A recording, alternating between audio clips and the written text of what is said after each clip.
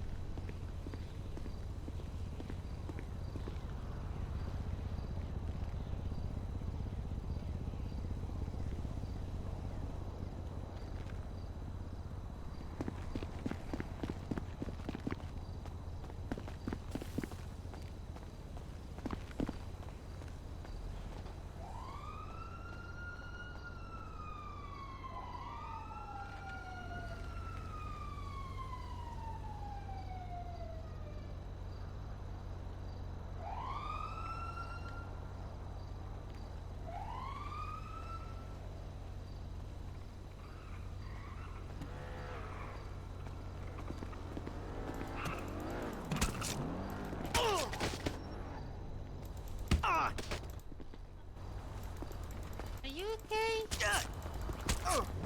This guy keeps following me. Nice. We tried setting them on fire. Fire was Rick's fault. But you got him. I think I got him. Oh, good job. All right. Okay. Oh, bye. All right. Bye.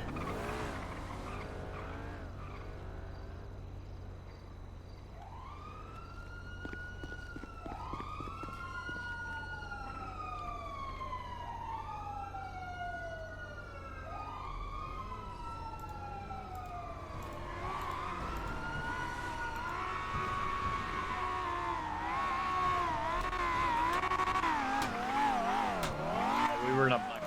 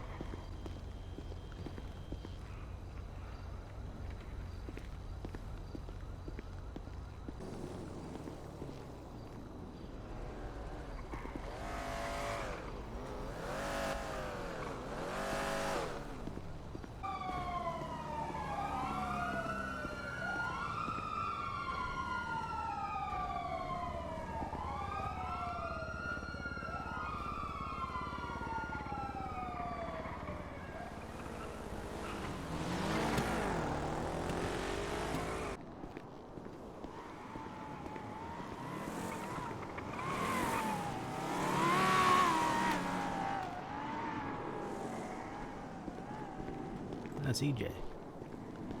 All right. So something's normal.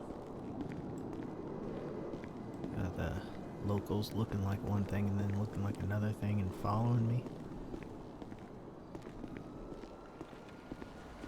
I'm fine.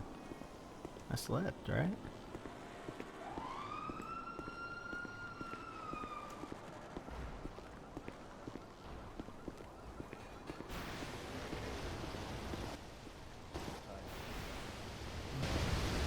I didn't even hit it.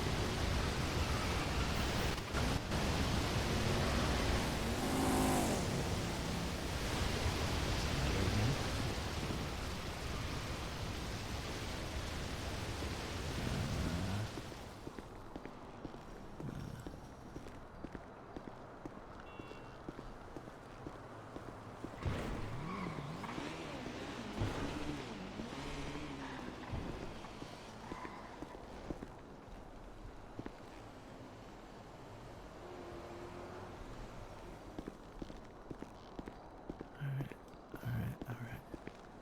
It's fine. Ooh, just shake it off.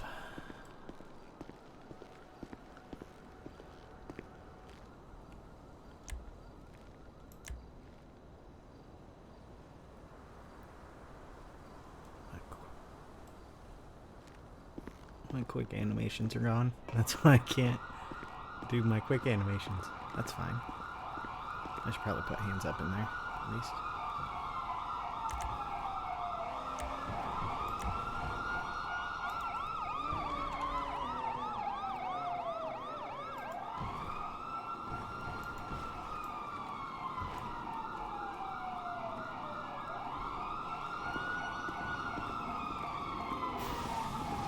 No one saw that. That's crazy. That's crazy. Why are they never open yet?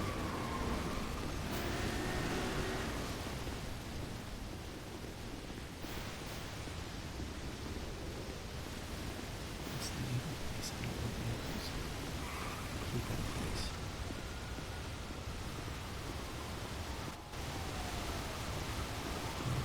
Back to the car.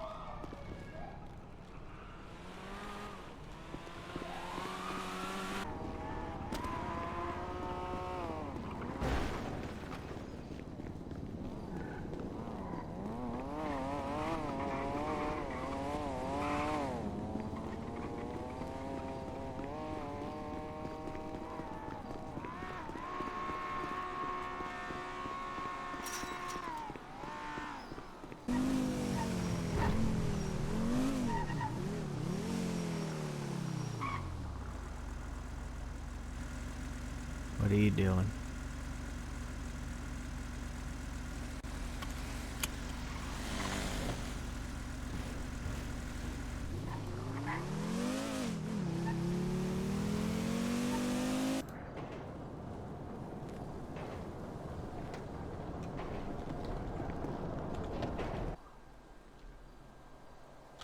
So no gas at this one. Definitely no gas at this one. That's alright.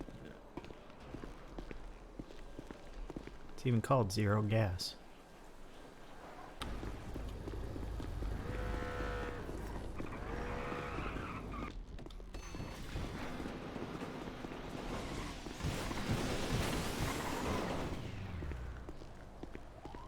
Well, that is not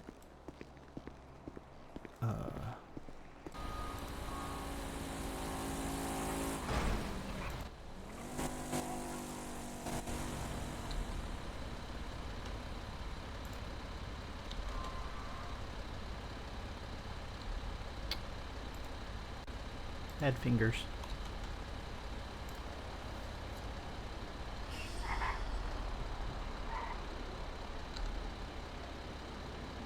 Okay.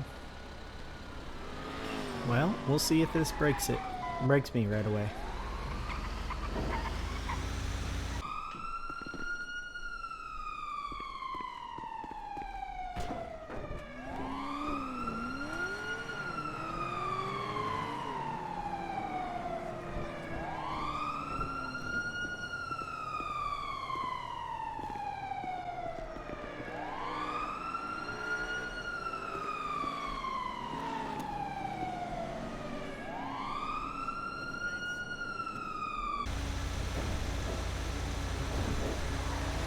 I don't have any music on.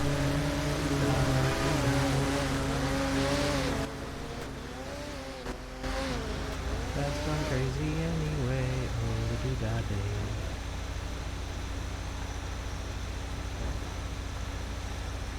Tad is having a side effect of his medication. And it's kind of making him think he's hallucinating again. He's not. The game is just being weird.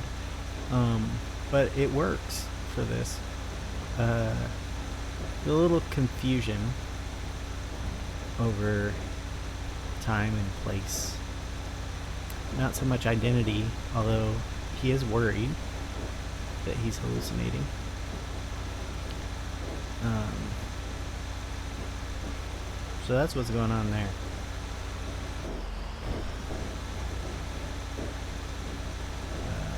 He's trying to... He decided to work because that kind of grounds him a little bit.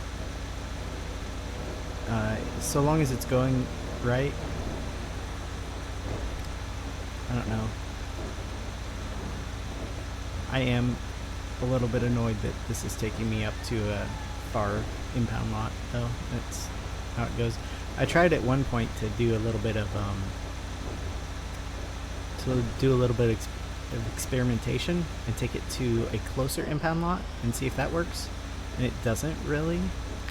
And I hate when animals run out in front of him. When he hits them, I have to do a whole thing.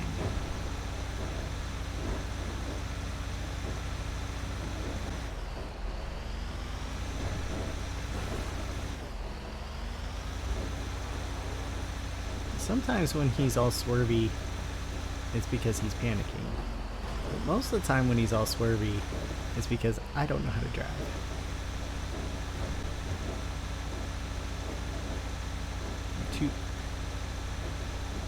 To touch the keys too hard or something. Too long. Heavy fingered, I guess.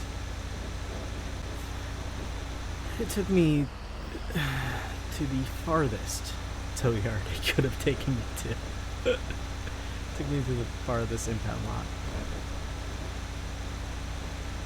I think I had the gas scuff again because it was around half a tank, and now it's 3/4 of a tank. And I'm wondering if it has to do with the car that's on top of the bed. So I'm gonna get rid of the car before I fuel the tank. Just so I'm sure that I'm fueling the correct thing.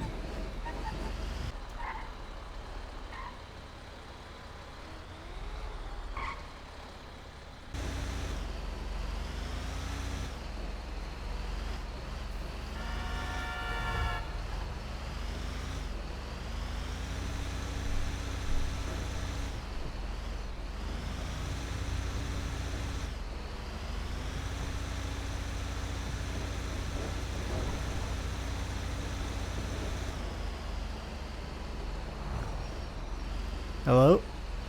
Hey, I saw your name on the lemon list. I'm calling a bunch of people because my bike broke down, but no one's been able to help me repair it. And I'm all the way up, kind of up north a little bit. Are you able to help me, or should I just keep calling other people?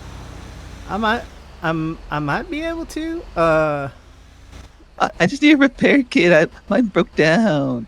Oh, all right. I got a repair kit. Really? You'll come help me? Yeah. Go ahead and ping 598. 598.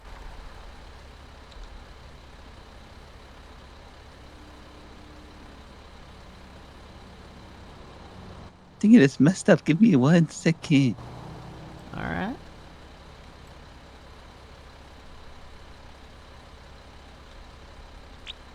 There you go. All right. Sure. Actually, you Thank might you be so near much. my. You might be near my. I think I don't have well, any we'll money see. on. You know, I'll give you some food as a don't- payment. Is that cool? Yeah, don't worry about the money or anything. All right. Okay, I'll I give could you use some snacks. food though. Actually. Big, we All got right. ourselves a deal. All right. All right, I'll see you soon. Bye. Yep. Be right there.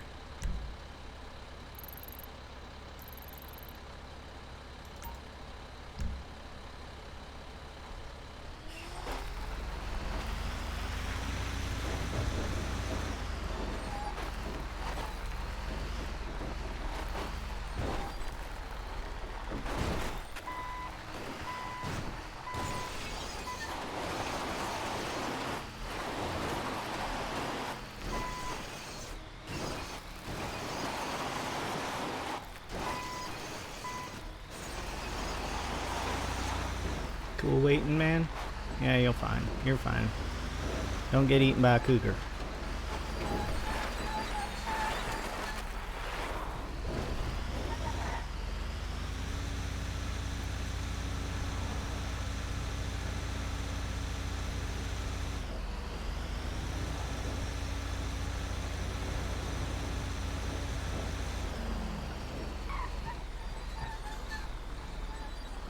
so that's sneaky. Let me turn off my music for this. Also, yeah, Tad doesn't know it's sneaky. He will. He recognizes that voice, but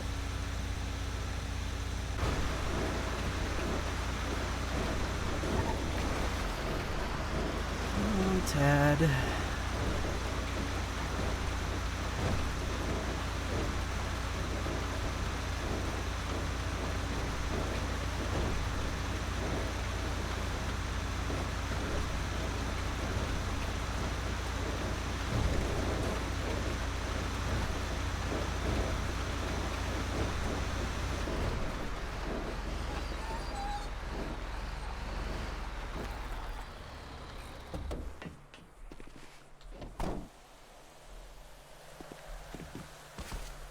Hi. Hello. Yeah, it's not smoking, but then when I try to drive it, it says it's damaged.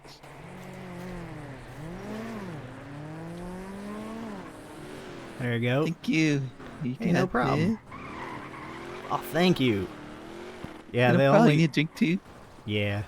The only place open was the noodle shop, and they cost way more for way less. Yeah, You guys they're got a so repair kit? expensive. You got crashed too? Yeah. You got extra one? What was your name? Thaddeus? Is Tad. Tad, let me fix mine. Is this a full one? Oh, thank you. Thank you. There you go. So you're tow guy, Tad? Well, today I am. I gave myself a one across yesterday, and I'm trying to pay for it now. And towing usually gets me more money. Did you buy the part yourself? Yeah. Oh, that's why it was so expensive. Yeah. Wait, so you're a mechanic too? I'm trying to be a mechanic. I'm going a little slow at it, but yeah. Are you new around here or something? I've been around for about a month. I don't really like working that much. I do it quite a bit, but I don't like it, so I usually just go on a couple runs and then I'm done for the day. So what do you try to do? Like, what do you wanna? What's your goal? You got a goal or something? Yeah. Well, I want to be a country music singer. Oh, cool. But I don't know how to sing or play guitar. So that's the, we could do like Yeah. like AI or something, or get like a producer, No. like a super good producer. I think I'm just going to have to learn. Oh, I gotta learn singing first or guitar first. Probably singing, because you can have somebody else play the guitar if you really need to. Yeah. That's true. Though I know some people that play guitar. someone who took me hostage tried to convince me to do rap with my accent. Maybe. I don't know. And you that ever Buttons tried? fellow keeps trying to make me freestyle. But Oh, because he freestyles. You know Buttons? Yeah, he freestyles too. yeah, Buttons. Yeah. I went to one therapy session with him and he sucked. So now I'm just being his friend. Yeah. I see. What'd you go to therapy for? Is that too deep of a question? Well, before I moved here, my dad died. So just kind of grief counseling. There's some other stuff too, but mainly the grief counseling, you know. Oh, like the What's grief stalking counseling? and stuff. What? Sorry, I didn't catch that. What's a grief counseling? Is that like a Yeah, what's school that? term? Grief counseling is like when they help you get over someone dying, or at least deal with the feelings around someone dying. You're Twinkles, right? Yeah, why? Yeah. Because I wish I had my car here, because I found some more stuff today. I could give it to you. What do you It's just mean? like Cool. blueprints and stuff that I can't use. There's like painkillers, blueprint and stuff. They're all back at the tow yard, so. Ew, what do you mean? Give? What? What you mean? Well, when I woke up in my apartment, sometimes there are these things on the floor. Oh, like so So, you yeah. found some blueprints? Is that what he said?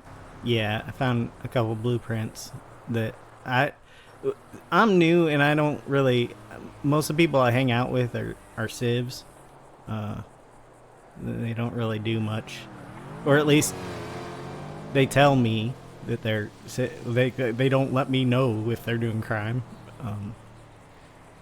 So I just kind of, when I come across something, I might be useful to someone, not to me though. Ah. That's fair.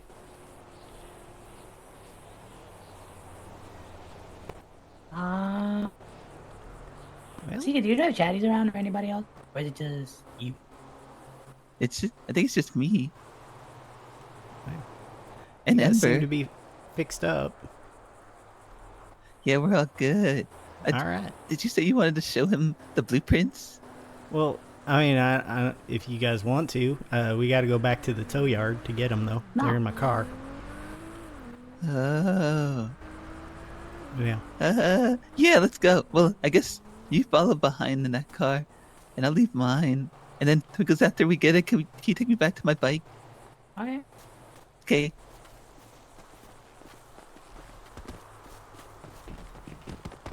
You know, I do sanitation, and I put a turbo in my truck. Well, that's What's that? cool.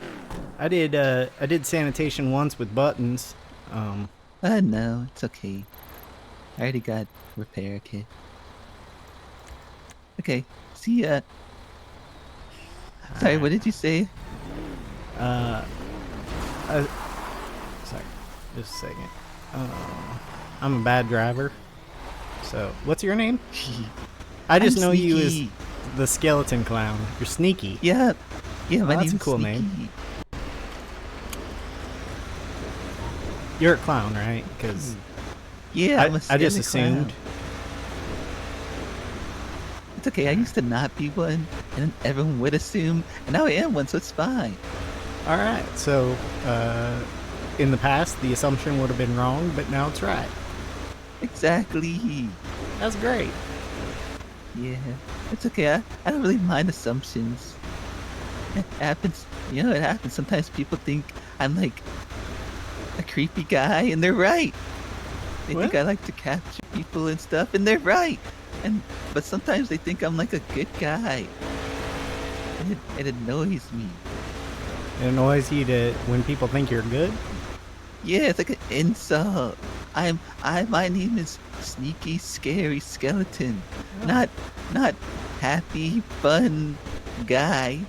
What if they just think you're good at what you're doing? Yeah, that's why I take it as a compliment when they say I'm scary and weird. Well, you definitely are weird, and I Uh-huh. did not lie. I am bad at driving. It's okay. Everyone's bad at some things. Everyone's good at some things. Sometimes I'm I good at wonder if having these finding lights on and having all the locals move to the side is worth it, because sometimes they just get in the way too. Yeah. I get it. So Oh my gosh. What's that? you do sanitation? Is that your main thing? Well, I do it just so I could get weapons. Ah, weapons. Yeah, because we make bats and golf clubs and parachutes and Molotovs and stuff. And we sell it to people, but we need material. So instead of buying it from people, I just get it myself. Ah, so yeah, I guess it's. Yeah. I don't know. I went with buttons, and he got distracted a lot, and it took forever to do like one run, and so it was a little boring. And he took some pill that some gang members gave him, and it made him sick, and that was interesting. Yeah, I don't know. He's not That's very probably not aware. a bad idea, especially as a therapist. Yeah, well, he's not my therapist anymore. So I just meant as a therapist in general. He shouldn't just be taking drugs from random people. Well, he seems to really like drugs. Oh. Even right after our therapy session, he got high. So, he got me high. I didn't like it, though. But Yeah, I can't get high, I'll die. Oh, that's too bad. Is it Yeah, I'm a allergic medical to condition, or you just? Yeah, it's like a medical condition. I don't know if you have one, but it sucks. Oh yeah, I got So medical conditions. It's all right though. what is We'll it? get it under Is control. it a secret?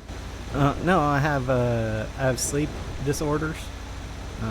Oh, like sleep talking? No, like Or do you like randomly fall asleep? sometimes if I have insomnia for a couple nights in a row, I start getting a lot of little parasomnias happening. So some nights it can be as easy as like, maybe I'm talking to my sleep, or I wet the bed, or I have sleep paralysis. Do you know what that is? That's kind of creepy. You might like it. That's so cool. Yeah. You get the sleep paralysis demon. But then sometimes I walk in my sleep, and sometimes I walk like I'm in a lucid dream. So it seems like I'm awake, but I'm not awake.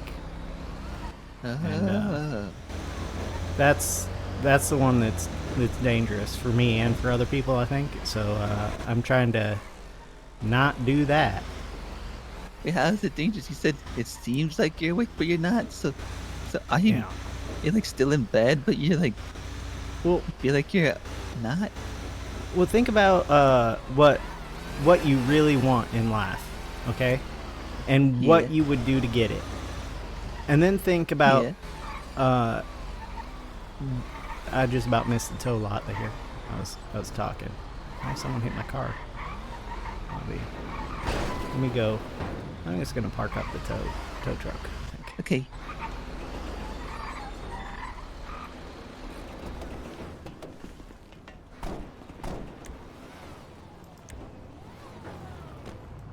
That was cool. Thank you. You said it's at your apartment? What? No, it's my car's right over here. Oh, it's in your car. I found it in my apartment, but I moved it to my car. Oh, I see. I don't have So a what lot were of you storage saying? in my apartment. Oh, well, like when you're dreaming, you can do anything with no consequences, right? Yeah.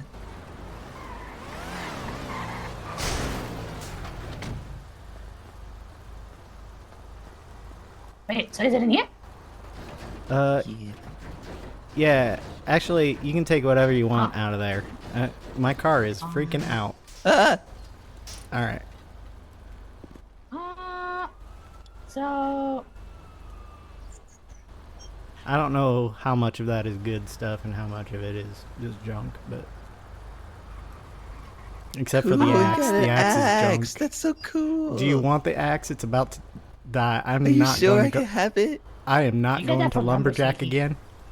I am never I don't going to care where you lumberjack get it again. from. I want it. okay, but you can't use it to hurt people. Yeah.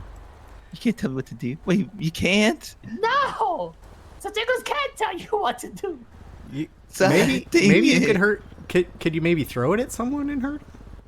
I It don't probably know. won't hurt at all. I hope so. Just end up bouncing to the ground, probably. Do you want any of these? Need the Tinkles? No, So, if you have a use for anything in there, go ahead and take it. I mean, there is one for med kits. Maybe leave the Well, that gets knife. a I think big- it has my ID on it, but other Yeah, than it that- does.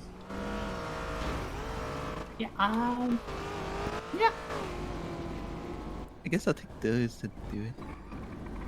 I can tell you that you can throw those group 6 chips in the garbage. People usually just throw Yeah. it out the window. That's what I found the other day, and then I found another one just in the street, and I'm like, oh, this is garbage. Someone just tossed it. It's not. Ah. It's not anything. Wait, what is this on the ground over here?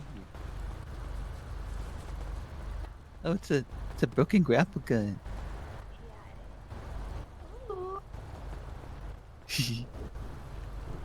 Well, anyway, Doesn't sound fun. Thanks for showing that stuff. You know Yeah, what? we gotta, Ain't no gotta meet some problem. people. We have meet people. Well, not really YouTubers. Someone asked him to put some what's it called rosy stuff on your car. Oh, And since you don't have a ride, can you take me back to my bike? Yeah, I can want to take hear you more back about to your bike. story. Thank you I'll call you when I'm Ah, free to Sneaky, go. yeah. Actually, Sneaky, you drive. Here. You said you need Hold us. on. Bye-bye. Yeah. I gotta grab it from the glove box. Thank you. Jeez, I got so much in my pockets. Okay, we gotta talk about your pockets because it's always a mess. Ooh, let's go. Yeah, Actually, no, before we that- leave, now I need some repair kits. Okay.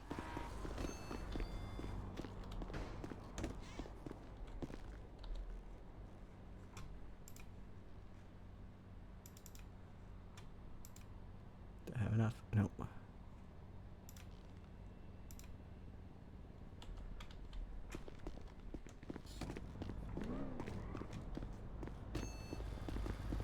Never mind, I don't need repair kits.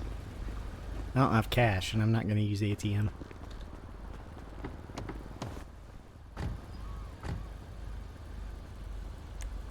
I gotta get the keys. Yeah, Thank I was you. giving him. And then is this an ingot? Yeah, it is cheapest car available when I moved here. It's pretty good if you get some good parts in it. Yeah, it's not bad. But what were you saying? I wanted to hear more. I like hearing like sleep paralysis stuff. Or whatever. Well, with else you sleep were talking paralysis, about. sometimes they're like the sleep paralysis demons, you know, what they call them. And then they, so it's just like this scary asshole just like hovering above me. Yeah. Yeah. But But yeah. you were saying something about having a goal and stuff. Oh well. Okay. Wait. The goal is the country music singer. What? No, which- no. You said when you have like a dream when you're sleeping. Oh, is that what? when Yeah, when I'm dream, not doing goal, my when bad. it's the dissociative stuff. Oh. Okay, so basically Swervy. You sorry. I like when I listen to stuff. I just like do ran. Ah! You okay? No, I'm not okay. I'm not okay. Dad, what happened? I cannot tell you what happened. It's okay, I'll take you back to the hospital. I'm not gonna That's judge great. you because I've done something like that before too.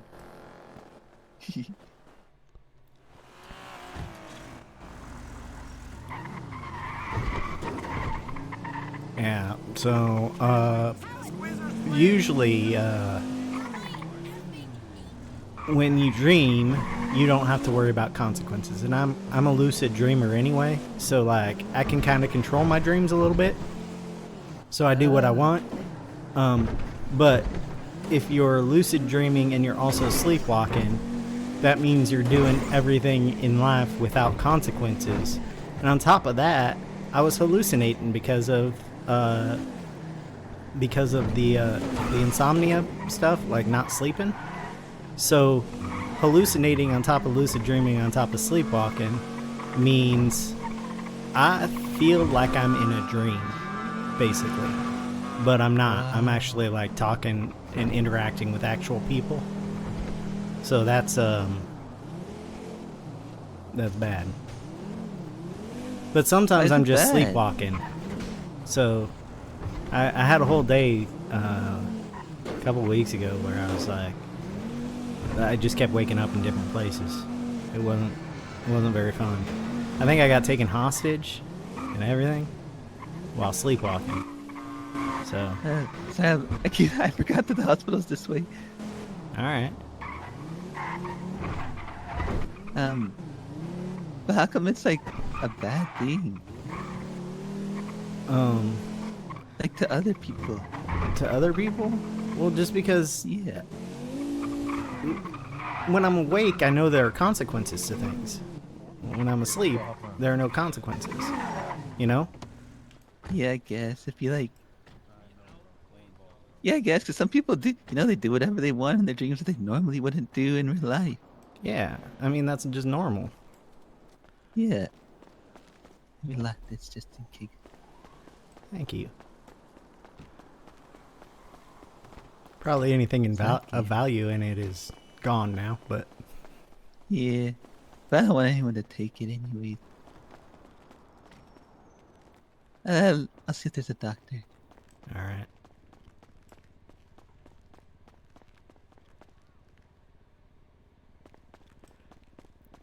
I usually, if I get thrown from a car, I usually fine. So this is.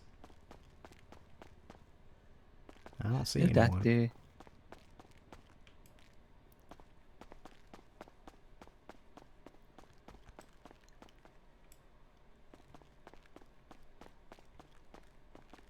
All right, Nurse Joy.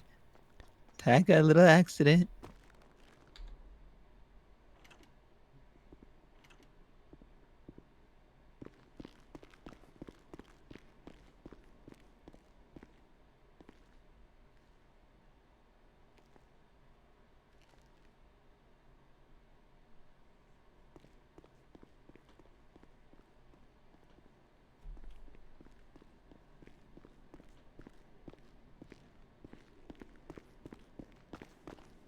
Oh, hey, Jackie. How you doing? Oh, I think I'm good. I don't know, though. I just looked. I'm sure nothing bad happened. If you just woke up here, that doesn't necessarily mean nothing bad happened, Aiko. Well, I just woke up here. Yeah, I mean, no, there's still a you- flag on my face. Too. It could have gone back.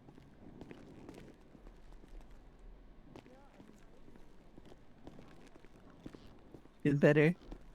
Yeah. Yeah. I mean, at least with you driving, we didn't end up in the hospital. That's true.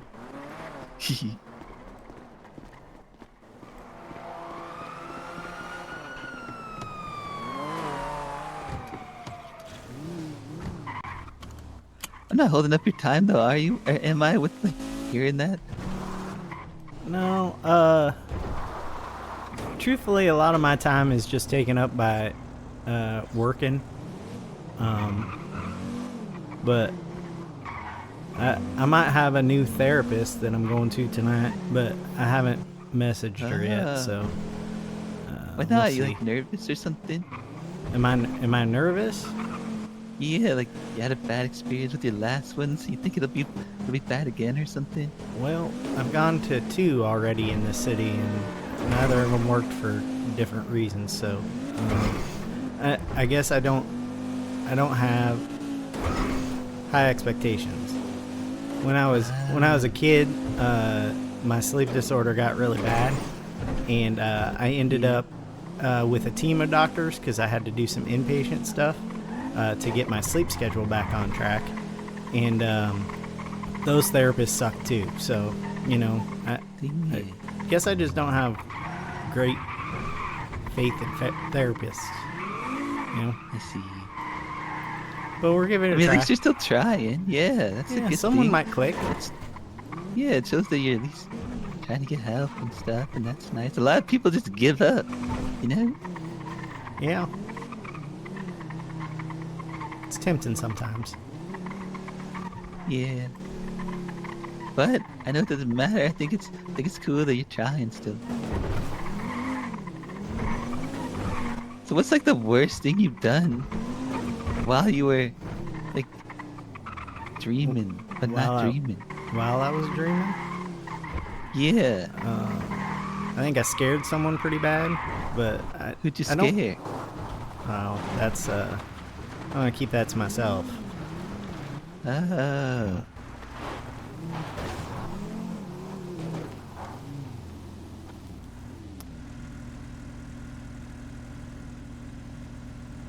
Thought we were getting your back.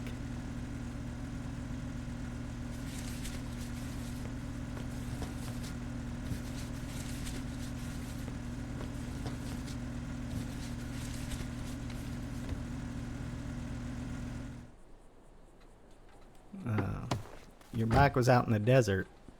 I know where my bike is, Tad. Come on.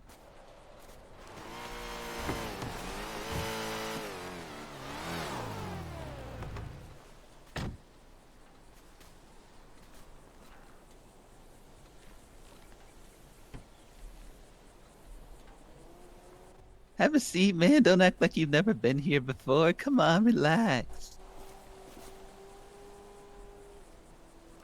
Let's So have what's going on, our man? own therapy session, Tad. No, Put no, your put your phone phone down. away. Put your phone away, Tad. I'm trying to sign out of the job that I thought I already signed out of. You have 3 seconds, Tad. 3. Sorry, I was signing out of the job that I thought I already signed out of. It's fine. But you know we can't take risks now that we're here. I'm sure you understand why Well. now, right? Yeah, like, I guess. So I want to ask you the question I asked you again on the way here. What's the worst thing you've done when you were in that state? Well, I think I pretty much answered that for you already. You didn't answer it entirely, did you? I didn't answer it entirely. I Who was scared the person someone that who you didn't. scared? You know who the person I scared was. She obviously Then told say you it. guys. It was Tessa. Perfect. So how's it been since then?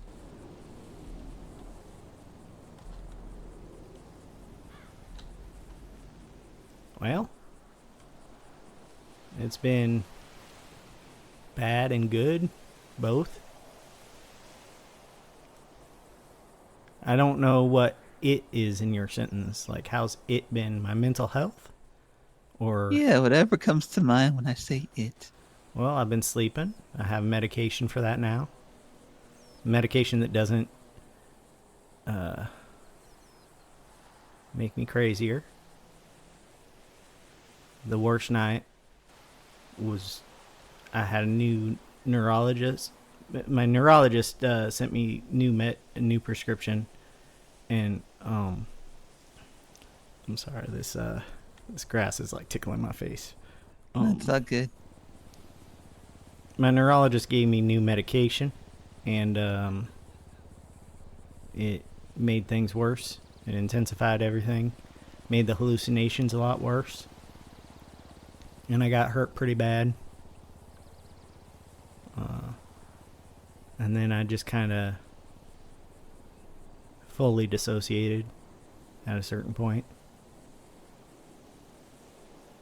I see. And it took me a while to remember even what happened. So, but we're working on it, man. I've been sleeping. Today I was a little confused for a while. There kept being locals who looked one way and then they looked another way, and there was a truck that was floating, and but then that cleared up eventually. So Yeah. I think I'm fine. I'm talking to my friend Signy. Cyany. Signy. I know Yeah. them.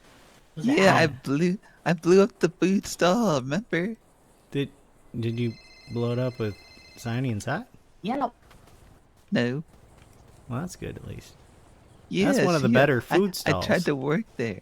Yeah, I tried to work there because, they're way at the end of the food court. So I feel like a lot of people Yeah. stop before they get to that one. So I offered to work there. But I guess the interview didn't go that good. And I was unhappy with the Were way you- things turned out. Were you a little too sneaky and spooky and creepy? Yeah, I guess so. Kooky? At least to them. Yeah. So I didn't really know how to handle my anger. Yeah. So I got a C4 bomb and I blew it up. I blew the whole stall up. When did this happen? Maybe 2 months ago at this point. Okay. Yes, Annie knows about it and everything. I even Yeah. order from them sometimes too. Yeah. So I think we're all forgiven and everything's better. Well, that's good. Yeah. Yeah. So Signy's your best friend or just a good friend? She's a good friend here. I wouldn't say I have a best friend. Yeah, I feel like with what happens to you is kind of risky, huh? Well, no.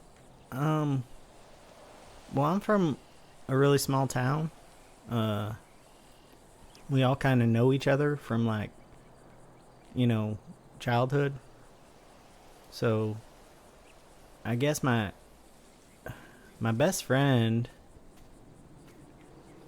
all through childhood stopped being my best friend when I was probably 15 or so. So, How come? well, I have a processing issue, and he knew about it, but we went to a party, and the girl he liked was there, and he texted me something like, "Do you think Stacy would let me touch her boobs?"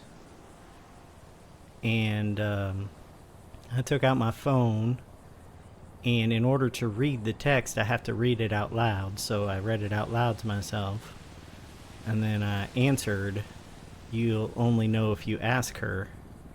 And I said that out loud too, but everyone was around us, so they heard. And he stopped being my best friend after that, despite the fact that they did end up dating for a while. So you're like a wingman. Well, a wingman who, gets left in the cold, and then he became a big bully. I was fairly popular growing up, and he and his two friends were my biggest bullies. One of them has been my bully since grade school, so the fact that they became friends was like, that was hard. But anyway, that's my best friend. I see. Do you get a little scared of what might happen to Signy? Does Signy know about what happens potentially? Does she?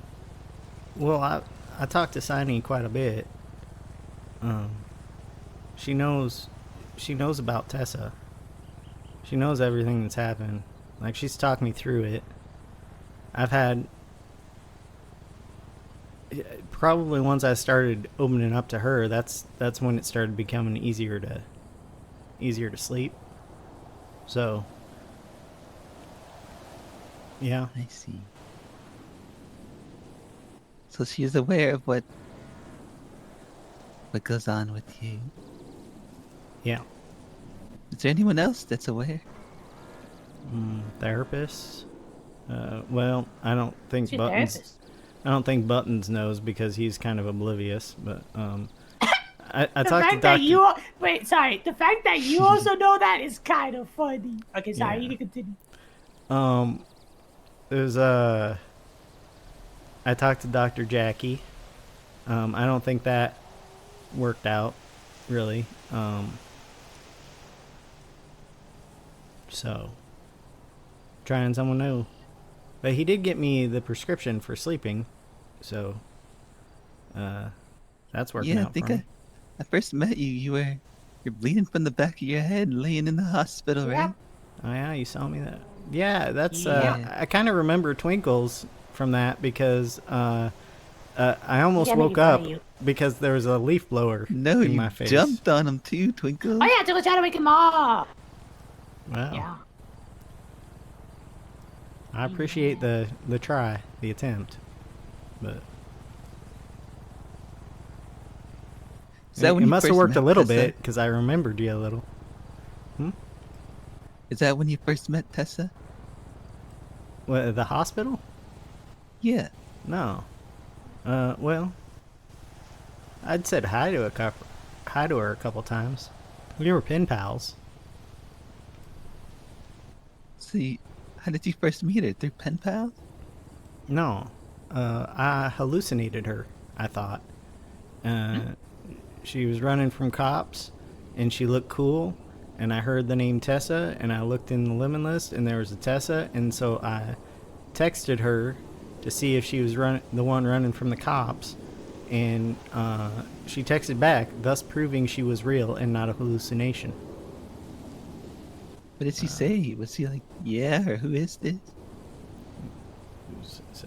Yeah, I guess. I guess it was a while ago. it was probably like, yes, who is this? That's probably about it. Yeah. Okay. And then what happened after that? I don't know. We talked every once in a while on via text, and About what? usually about random things that I found in the city that I didn't know what they did. And then I don't know, just life. We started doing the pen pal thing pretty quickly, so I don't know. But you have to understand that most of my interactions with Tessa haven't been with Tessa. What does that mean? I have a lot of memories of heart to hearts with Tessa, but I think they were with hallucinations. She was never there. I don't think she was ever there. And so yeah, that's and then I guess the part of me that dreams, the dreamer, you know, we were talking about lucid dreams, Sneaky. Yeah. He doesn't like me very much because I never gave in to him growing up. And so he decided to use Tessa as kind of a chess piece, as it were. So I was scaring her, but they were meant for me. Everything was meant for me, you know? And now we're back together as far as the pieces of myself, you know? So Can I get some That's- clarity really quickly? You Okay. said that there's a part of you that messes with her to get back at you or something? at me, yeah. The I was calling him my id, but Dr. Jackie said I need to stay away from that terminology probably because I was fixating on it. So I don't. It's just like the dreamer or the kid in me, the kid that What wants is something. it supposed to mean? Yeah. Id. Yeah. ID. Yeah. It's Like the it's ID? it's id, ego, and super ego. They're like Freud. It's Freud terms. The id is like the unconscious, like instinct and the wants, the desires, the it's everything that's in your unconscious. It's a pleasure center, but it's also like survival, you know. Got it. When you're done, got a question. Okay. And then the ego, well, we'll skip the ego for now. The super ego is unconscious and conscious, apparently. But it's like the people pleaser. It's how you want to, like, you want to make friends, or you want to influence people, or you want to manipulate people, or whatever. You just want people to like you, right? And then the ego is supposed to be the decider. It's the conscious part of you, the one that decides what impulses you're gonna act on, you know. So it's supposed to pick an equal part. Well, I don't know if equal, but it's supposed to pick some things for the id and some things for the super ego, and just act on those. And that's just basically who you are yourself. And that's the part of me that I lost there for a while. So the other two parts of me were fighting amongst themselves.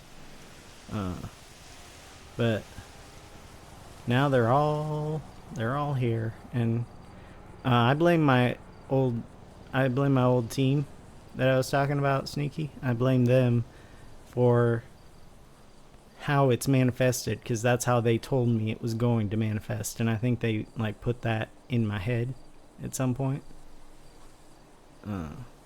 Anyway, it doesn't matter. It was still me. I still did it. So, you know. You had a question, Twinkles? Yeah. So would you say these have their own thoughts and actions, but now that you said that so you also consider it as yourself, right? Yeah.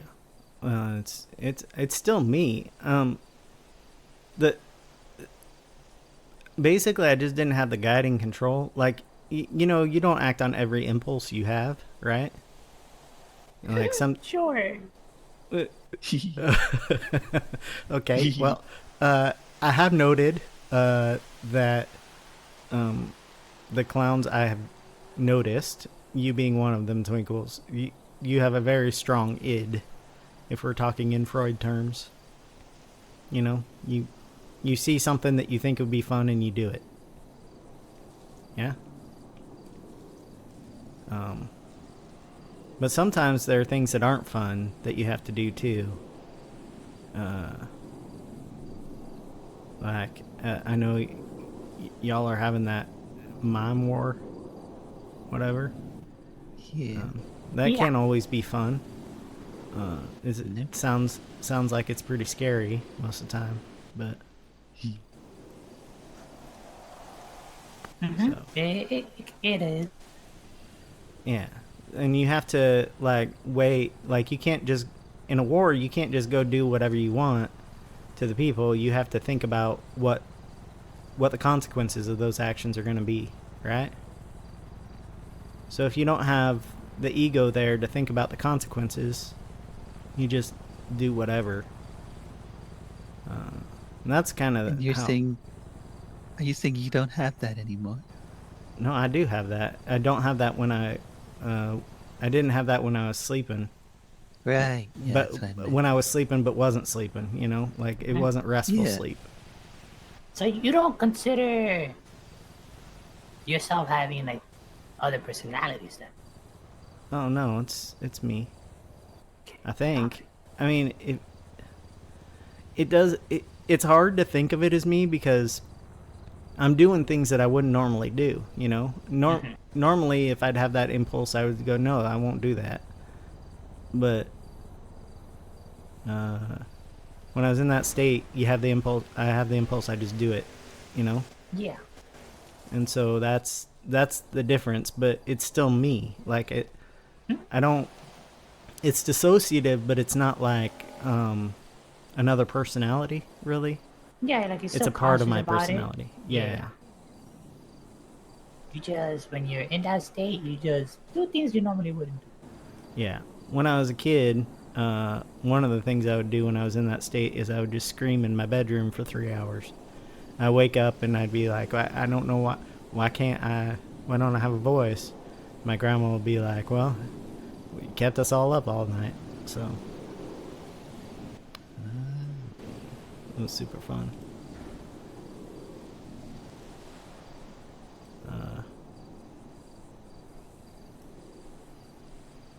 So just to confirm, Hmm? when you go to sleep sometimes, Yeah. you still lose that part where you care about consequences, right? Well, we all do. Right, but the difference is that you actually do them while everyone else is still in bed. Not when I am sleeping well. It's all triggered by not sleeping. So if you're stressed or something happened and it keeps you up. So if I move to a new city the day of my father's funeral and I'm worried about going to a big city where I have no friends and where I've been told that I'm going to be constantly mugged and taken hostage, and I'm trying to find my mother and trying to live my own life for once, because I lived my whole life for my father, you know? Like, I didn't want to be a farmer. I don't know, I just have a lot of anxiety. There's a lot of anxiety there, and a lot of grief, and a lot of emotions I wasn't allowed to feel growing up, so now, when I was feeling them, I was finding it tough to sleep.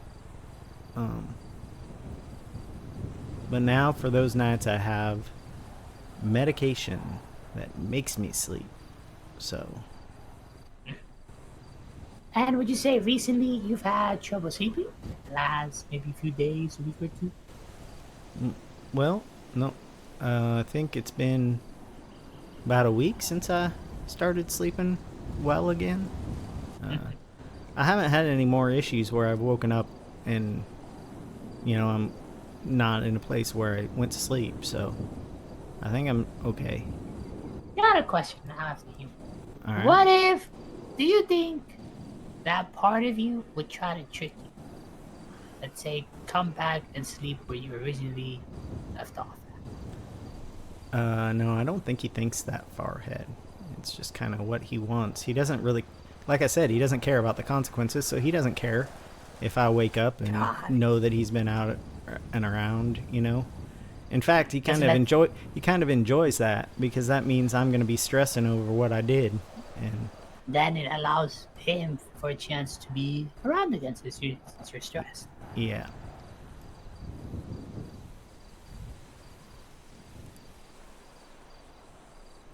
Okay.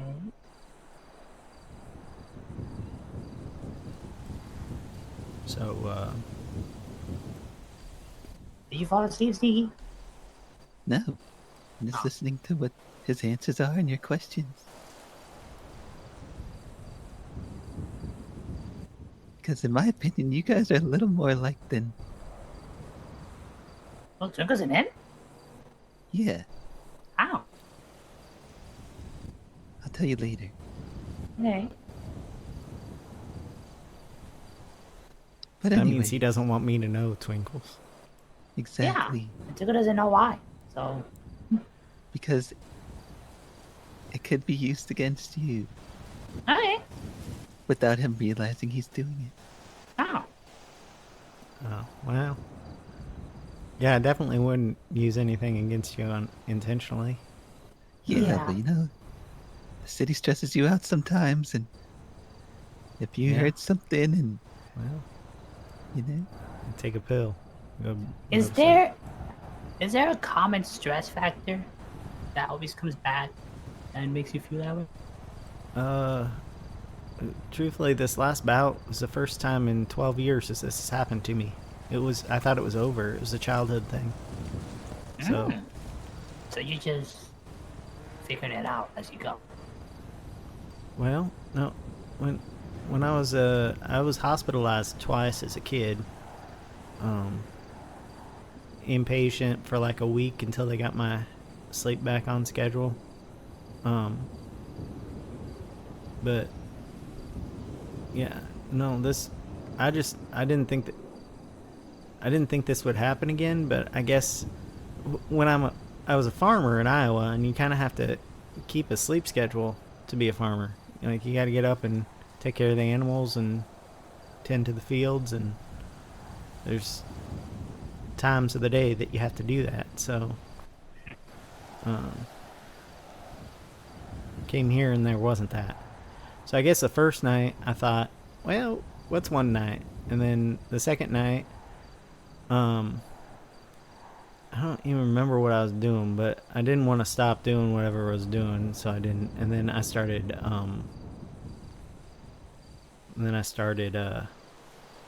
hallucinating. Okay. Sneaky, did you send me a text? Yeah. Okay. Just making sure I got your numbers up. Ah. Yeah, well, you got it. That was me. One sec. Ah.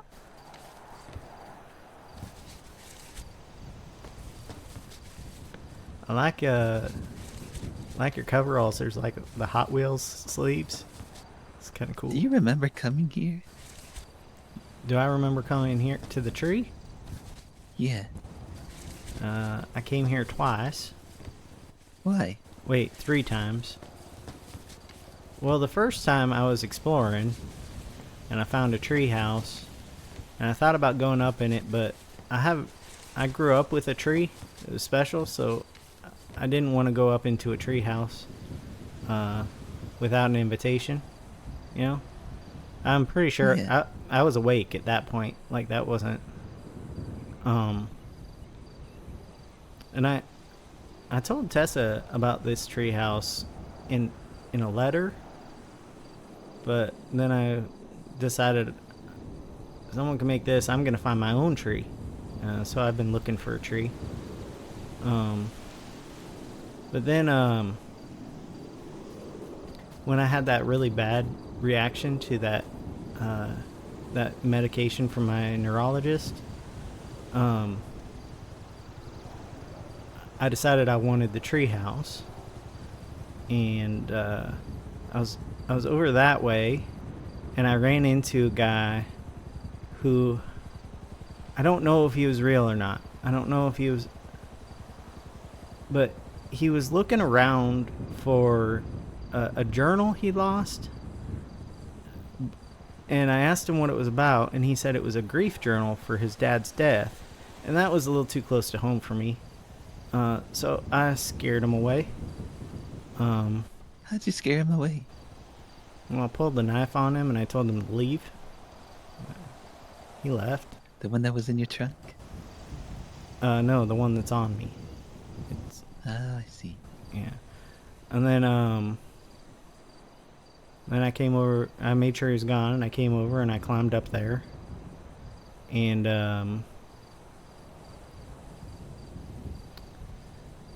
I saw 2 knives.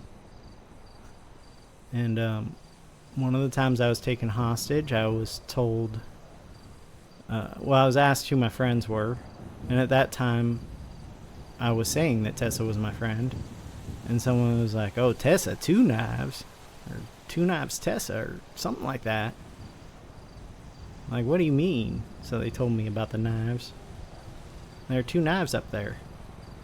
And it's a tree, and it's by a ranger station, and I know she was a ranger, so I was like, oh, that's kind of cool. She has a tree house dedicated to her, you know?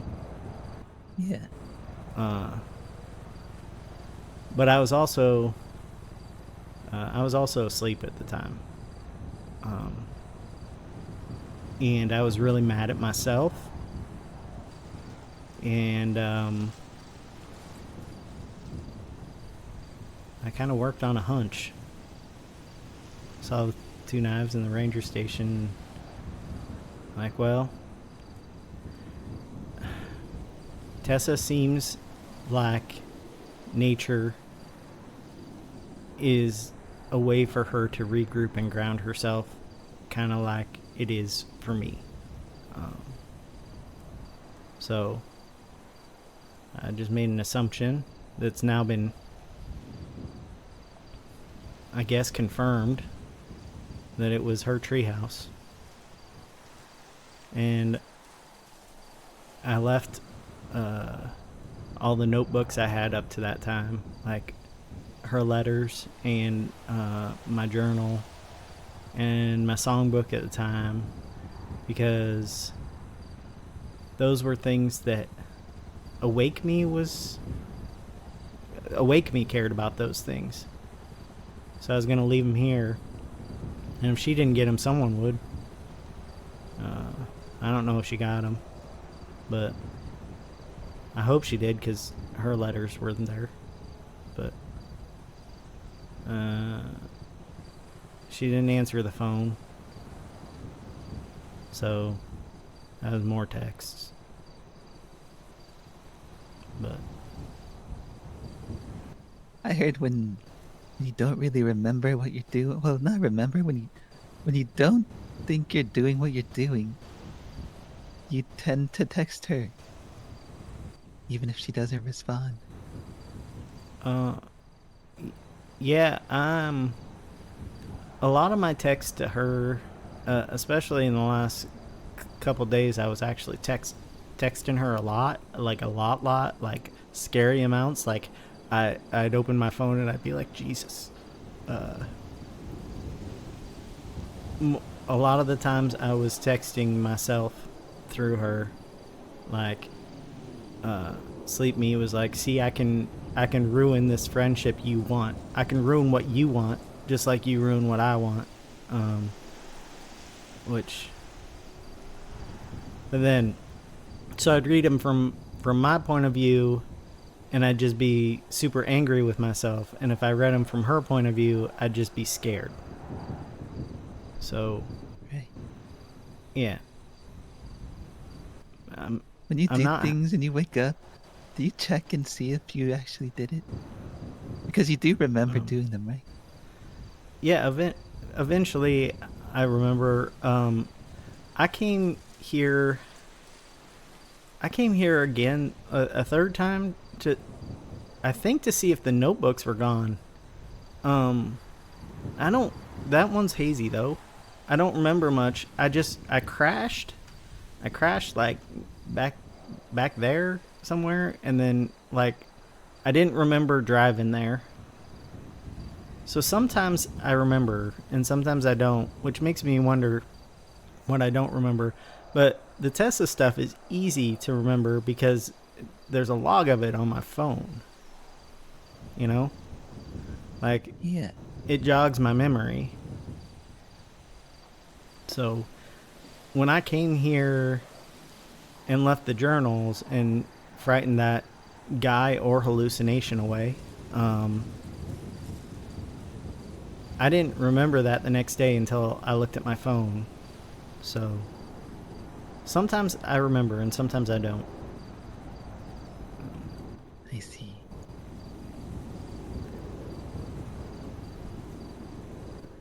Okay. So what I want to tell you two just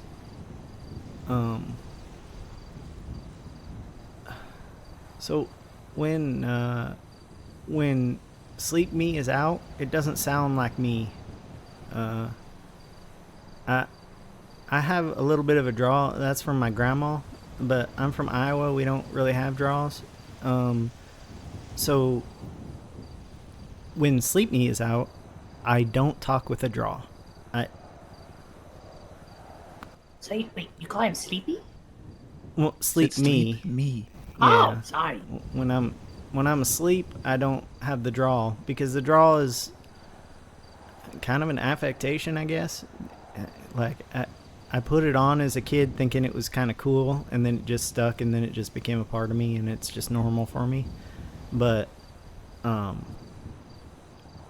it's not like the accent I grew up around most. It was just my grandma's accent. So that's one way. Of course, I can take off the accent, so I'm sure I can also put it on when I'm asleep. I don't think I'm thinking like that when I'm asleep. I'm not trying to trick people. I'm just trying to get what I want. But the easiest way to tell if it's me or not is if you give me something to read and tell me to read it to myself, like silently, and then rephrase it. If I'm awake, I can do that because I've learned to do that.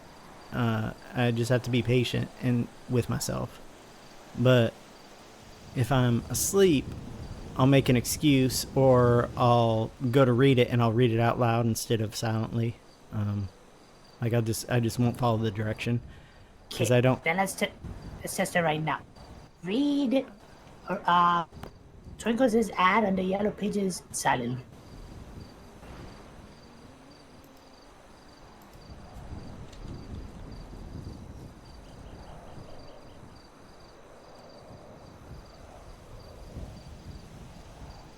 Well, looks like you got some goods for sale, and maybe we need to have a baseball game at some point. Okay, so I wanted to make sure it was actually you. Okay. Yeah. I want to make sure I note this down. So can you tell me what you just said again? Like Alright. how to find out? So if you ask me to read something silently to myself, I can do it because I've worked on that in my life. It may take me a little while to read it, but I can read it and I can restate it in my own words. If I'm asleep, I will make an excuse or I will read it out loud, even though you said to read it silently. Because Okay, my pause for a processing second. issue makes it. Alright. So, if you ask him to read something silently, he can do it and restate it. That's when you're awake, correct? Yeah, that's when I'm awake. But in his own words. Like, in my it's own words. Yeah. Because if you have me restate it the way it's written, that's just like me reading it out loud. Like, how Okay, do you so- read? If you ask him to read something silently, and he can do it and restate it in his own words. Yeah. So basically, he'll repeat it, but saying it differently. Yeah. Got it. Okay, and then when you're asleep, continue. Yeah. When I'm asleep, I will make an excuse or distraction so I don't have to read it, or I'll read it out loud, ignoring the instruction to read it silently.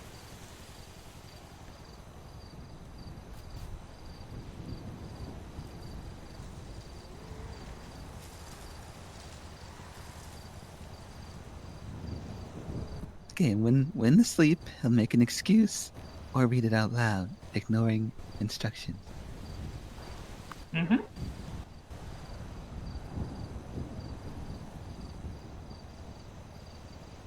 Understood. Is there anything else?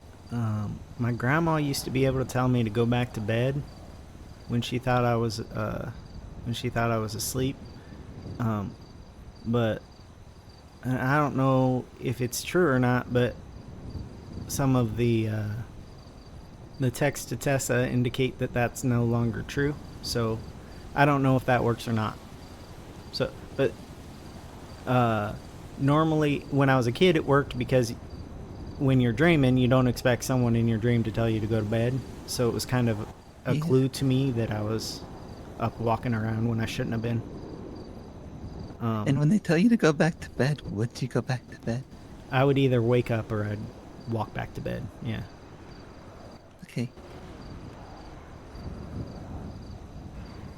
You don't have a different name for yourself when you're sleeping, right? No, that's why it's so confusing. It's like sleep me, God. id. Should we name him? What should we name him? Jerk? Asshole? Dickwad? I mean, he's Because still they- me. He's still Yeah. There are things that he wants that are good. Like what? Well, like love, like I don't know, food. Like he's just working off instinct, you know. Oh, sorry. A nickname. He's huh? kind of a phone guy, isn't he? Absolutely. I'm so glad you're not the only one that agrees. Actually, half the city agrees, so Yeah. Well, at one point I was trying to think of different people who could mediate like a conversation between Tessa and I, if she wanted it. And I thought of him because he's always on the phone, so I don't feel like he'd be scared of a chat, you know? yeah. But he's very protective of Tessa, as am I. Yeah. Well, that's But good. he and I operate different. Listen, I don't know her very well, but I kind of feel like I'm protective of her too. I probably shouldn't be because I don't know her well, but I mean, I don't blame you. She kind of gives off that energy to where you feel like she needs to be protected. At the same I time, don't think she does. I feel like think, she can protect herself pretty well. Well, here's the thing. I've kind of written about that too. How I think if she's in danger, she'd probably rather handle it herself usually. Which I did wonder if she told anyone for a while. And then last night I met Chatterbox. You did? Yeah. I How'd worked that on go? his car for him. Well, What do you mean? Wait. yeah. Did I give you money? Yeah. You gave him money and then he gave me money. Yeah, I worked on his car. Gave him a 2 across. And it was pretty kind of a normal conversation. And then And then he started asking me like questions about like if I think I'm a good person or a bad person and stuff like that. And then when he left, there was definitely a warning there. What was the warning? Sometimes you make mistakes with the wrong people, and it affects your life, something like that. So I don't know. The warning was pretty much, stop making mistakes,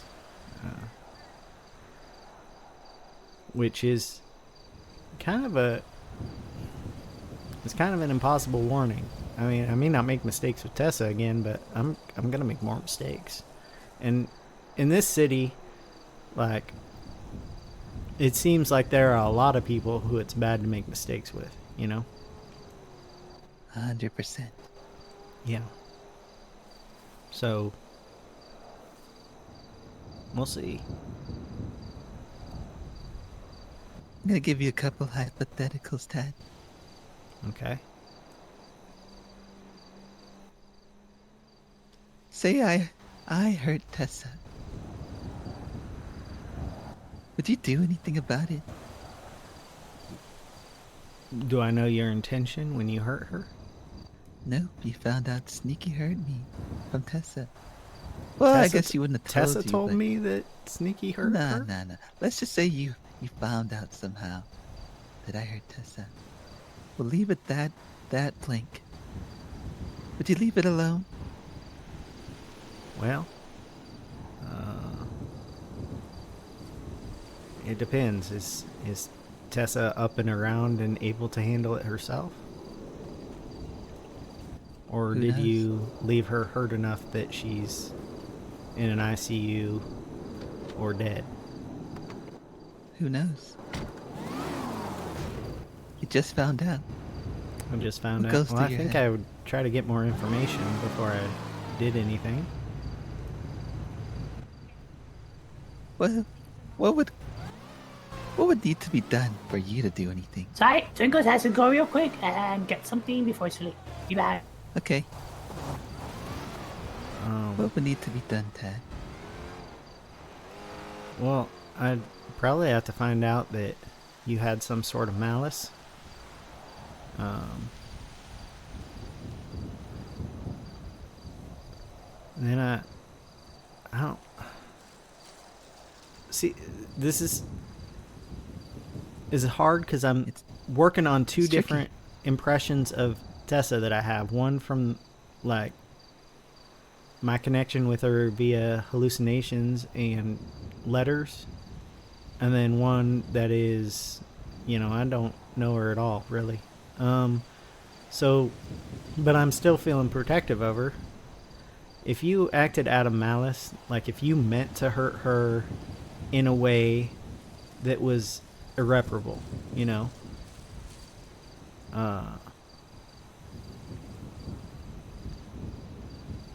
would it just be you that hurt her? Because Yep, just me. then I'd probably, before I did anything, I'd probably talk to like Twinkles or that Chatterbox fellow. Or Osvaldo. I've seen her with Osvaldo. Or Kirk. Who else have I seen her with? Raina. Is Raina Where a have clown? you seen her with these people? Nah, she's not a clown. Well, I see her with you and Twinkles and Raina like a lot. Where at? Usually like driving around in the car or at the hospital or whatever. Like, and then Kirk almost ran over me with a van when she was in it. And Osvaldo pointed a gun at me and a gas pump and when she was trying to get gas, and I happened to be already at the gas station. Are you trying to find out if I'm stalking her, man? I know you have. That's not what I'm asking. Well, I haven't, though. Like, not... I sent the text. The text for stalkery behavior. I recognized that this was probably hers once I went up there. And that's stalkery behavior. But I don't. When I run into Tessa out in the wild, it's not me looking for Tessa. Have you ever looked for her? No. In fact, if I were to look for her, I'd know exactly where to go. I'd go to the funhouse, which she told me not to go to very early on in our texting conversations because y'all were having a war. And I haven't been there. When you do you see her, do you watch her, or do you just say, "Oh, it's Tessa," and go along with your day? Usually, well, lately I panic. But initially, I would run up to her and say, "Hey, Tessa," if she didn't seem to be busy. Like at sanitation that day with Buttons, you were there. I ran up to her and said hi. I'm not doing that now. Have you ever just watched her? The last couple days, if I see her, No, in I general, freeze. have you ever just watched her? Just watched her? No. Yeah, you just saw her and would just watch. No. Listen, when I wasn't sleeping, I know I got nervous a lot if I saw her, and I may run away and hide, until I was sure she was gone, because How do you make sure she's gone, Tad? well, usually if I'd see her, she was in the middle of a police chase, so I'd be pretty sure she was gone because all the police would be gone. You know? Other times? Other times, what do you mean? You said usually it's during chases, but what about when it's not a chase? Oh, How well, would you find out? How would I find out? Well, those are usually times when I'd have run. I don't hide very often. When I hide, it's because if I run, I know I'm going to be seen. And I'm Okay. nervous. So, Understood. I hope you understand why I'm asking these questions. I just Yeah. have to make sure. I get it. I don't seek her out. You know? That's In good. fact, that's kind of how our whole text and pen pal thing started. Is she was always busy, and everyone was demanding her time, and That is true. so I'm like, well, I'm not gonna be a person that demands her time. And then, of course, I go crazy loony nutso within a few weeks, and I'm mad. I'm still mad at myself because she didn't deserve to be pulled into that, you know? Yeah. But I can't do anything about it now. It already happened. And even then, I couldn't do anything about it. Like, I tried.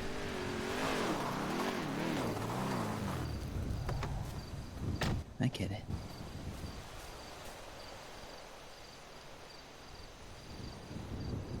Everything okay, Twinkles?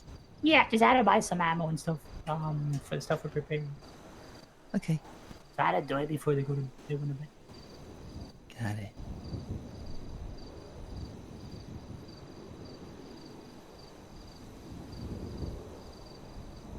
Do you have any questions for us, Tad?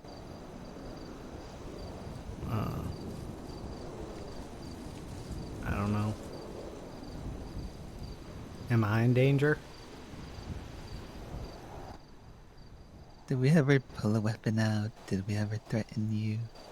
No, you did Minus kind the of. countdown. You did kind of do a ruse, though, to How get me so? to where you were.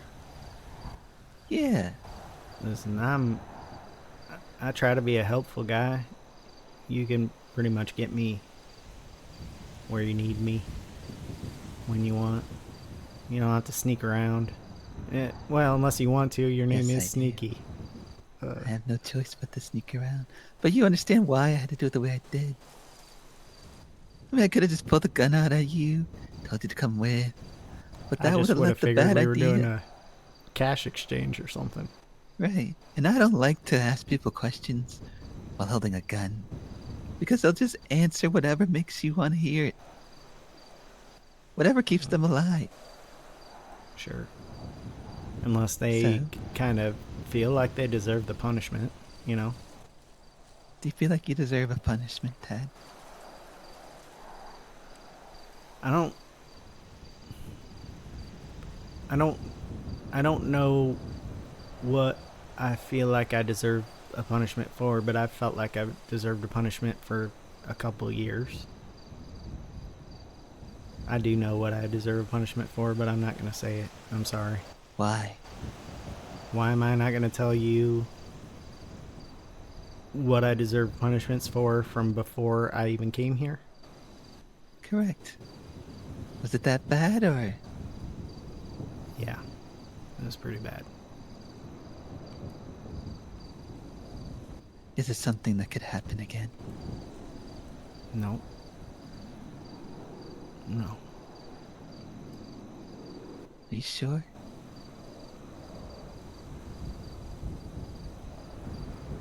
Yeah, I'm pretty sure.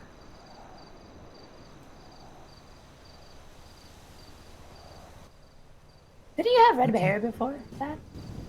What? Did you have red hair before? I still do have red hair, Twinkles. Yeah, it's pretty red. I've, See, when I've people changed. say, Okay, but so the thing is, when people say that's red hair, Twinkles is he thinks like actually red, like Ember's color. oh, Yeah, sorry. is it Ember the fire clown? Yeah, Oh, the weird one, crazy one. oh. Your hair used to look She different. actually twatted out. Yeah. So I first came here. I had this haircut and I had a beard, and then people kept calling me Evan. I don't know if you know who Evan is, but apparently I look like him. And then so I shaved the beard and accidentally shaved a mustache, and I got a haircut that I hated, and I didn't feel the weight of my hair anymore. I got one of the fake mustaches you can get at the clothing stores. I had that for a while until my mustache grew back in. And then so I just had a mustache and the hair I hated. And then I started sleeping again, and I really wanted to feel like myself again, so I let my hair grow out. And since I didn't want to be Evan anymore, I just shaved. I thought the mustache looked ridiculous, but that's the story of my look. But before, I mean, I'd had this hair and beard for since I was like 18, so a while. It's nice to have a change. I'm still not sure I'm used to myself without a beard, but it's red hair. It's not like it's enough that people run by me calling me Ginger, you know?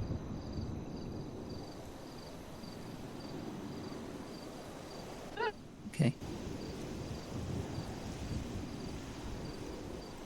It's the only thing. I'm the only one in my family with red hair, so I thought my mom had red hair. That's actually one of the first things I talked about with Tessa is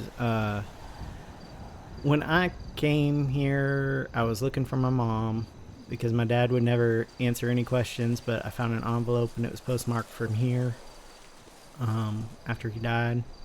So I came here to look for her, and I talked to a Max fella at Liquid Library, and he pointed me towards Sheila. And okay, well, I haven't met her, so I don't know. We know her, that's why. Okay, Yeah. well, I figured you did because she's Kirk's wife. Kirk's a clown, right?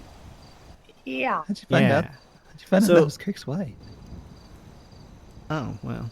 I found out it was Kirk's wife because, well, first of all, Max said she owned a bar up north, and then I couldn't remember the name of it. It was like Coochie's or something. Coocher? Yeah. Something. And it was at the Yellow Jack, and I couldn't remember the name of the Yellow Jack, so I kept wandering around up north looking for a bar. And then I thought, well, Tessa's been around for a while, so I asked her if she knew a Sheila. And eventually I got Kirk's number, and I talked to Kirk. and found out that if Sheila is my mom, she probably wasn't gonna like me anyway, because she didn't like her. She didn't want anything to do with her son Jim. So there for a while, I thought maybe I had a brother. But then my cousin sent me a letter he found. Huh? Yeah, my cousin sent me a letter he found, and my mom's name is Janie. So, I don't know where she is. I hope she's dead. That's all. Why do you hope she's dead? Because she was an asshole in the letter to my father. And she was an asshole about me, but I was So only, if you like, found one her, at the what would you time. have done? Well, for about a week there, I was determined that if I found her, I was going to kill her. After I got the note. Like, not when I thought it was Sheila. When I thought it was Sheila, when I found her, I was just going to look for information. Because my dad wouldn't tell me why she wasn't in my life. And his last year of life, he kept asking about her. And I'm like, I don't know, Dad. You wouldn't tell me anything, you know? So, I was looking for her. But then I went to the cemetery to look for her grave, and I couldn't find one. So I don't know where she is, but nobody seems to know. You guys don't know Janie, who's about 50 years old, right? I don't think so. Janie? No. No. No. Alright, well, that's the answer I've been getting from anyone I've asked, so. Really quick. How did you say you found out that Sheila was Kirk's wife? Tessa. Tessa told me. You went to Tessa, and she Yeah. told you. It was really early on. It was like our 5th or 6th text. It was, I asked her if she knew a Sheila, because I was looking for Sheila. And what did she say? And she said, yeah, I know a Sheila. And then what happened? Well, then we talked for a little bit about it, and I think she was determining if she was going to give me Kirk's number or not. And then I told her, you know what, you can give him my number, and then he can call if he wants. And she warned me that he was very protective of his wife. I do remember that. And I'm like, well, I'm not going to hurt her, and I also don't want to date her. Like, this is I'm just looking for information, you know? Okay. But she eventually gave me Kirk's number, and I tried to call him, and he didn't answer, so I texted him, and he called me. And we talked. And I got How'd the Sheila's talk number. go? He went well. I like him. He thinks I'm gonna break bad at some point and start doing crime, but Little does he know, huh? he talked about, well, I still haven't broken bad. I did Okay. something I shouldn't have, but I didn't do it intending to do crime, or, you know.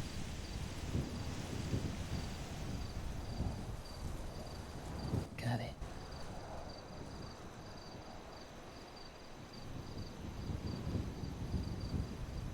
Well, Twinkles, you got any more questions for Tad? Well, Twinkles wasn't here for what you were talking about. So no. Let's see.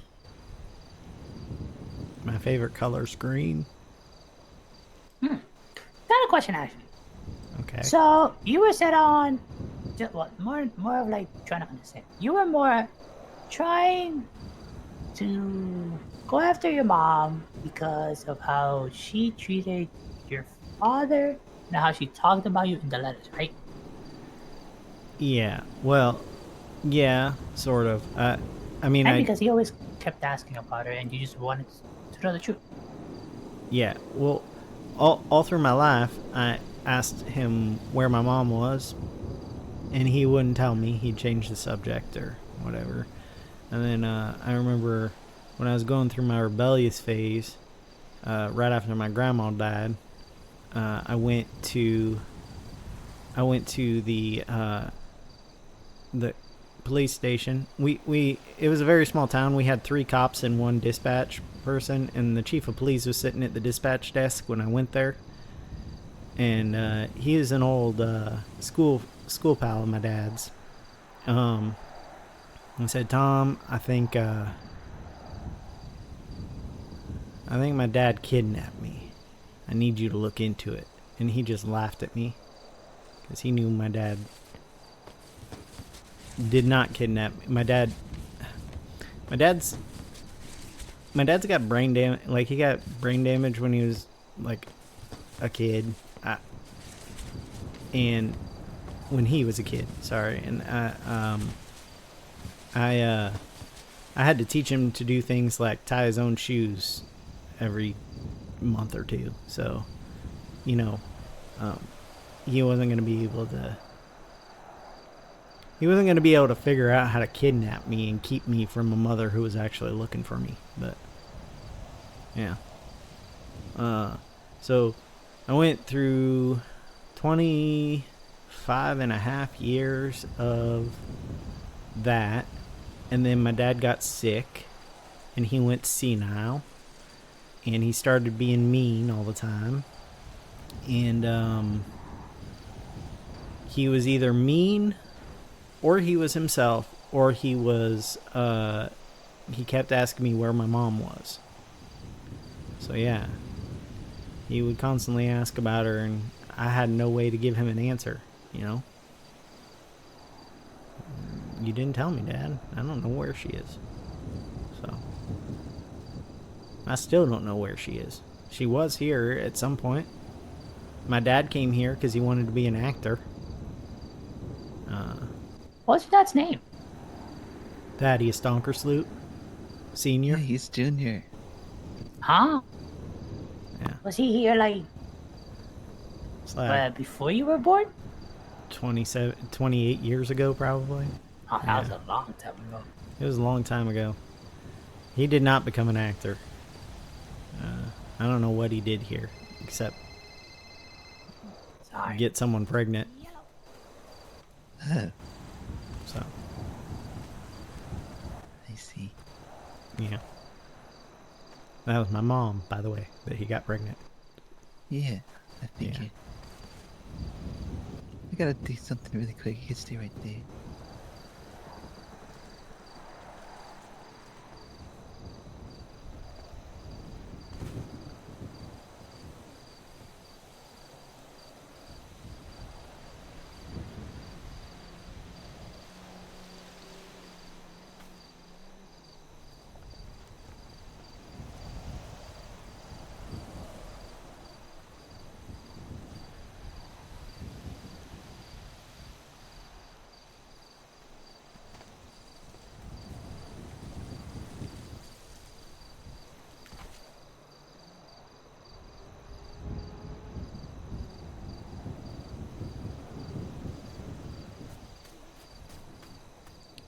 Sneaky, do you have Okay. that plague thing too? Yeah. Did it just make Me you too. cough? Do you have it? Do you have the plague as well? No, Chatterbox was coughing and he said, sorry, it's a plague. And I asked him if it was catching it. He said, sometimes. So, That's how I got it. from him? That's right. I don't think I have it. Yeah, he's no longer contagious, but he Okay. used to be. No. Well, Twinkles isn't right here. I want to let you know Okay. that I'd rather you go after me than after Tessa. If anything would happen, no, your sleeping hasn't been well or something. So, if something does happen to Tessa again regarding you, I will hurt her to make it look like an accident. What? You'll hurt her to make it look like what? Correct. And I will let you know that I did it. So you're trying to hurt her to protect her? I guess so. I think you should maybe rethink that. I will. Because even even when I'm in that state, Sneaky, I can't imagine hurting her. Do you What do you know? You know when birds imprint on their mothers? You know, like baby Yeah. birds. Something happened when I thought she was a hallucination, and I think that's why the fixation happened. I don't think of her as like my mother, but I would never hurt her. I just couldn't do it. Grandma or Tessa? Tessa. Grandma I'd hurt. I never said you Wait, hurt wait, her. wait. Why would you hurt your grandma? Well, she's dead anyway, but she was not a nice lady. So, just, you know, well, I say I'd hurt her, but I never did because I was too scared to. So, Dad, I never Wait. said that you would hurt her. no. But I think my understanding of Tessa is that she can handle her own Do you want me to repeat this while Twinkles is here? Twinkles, can you step away? Okay.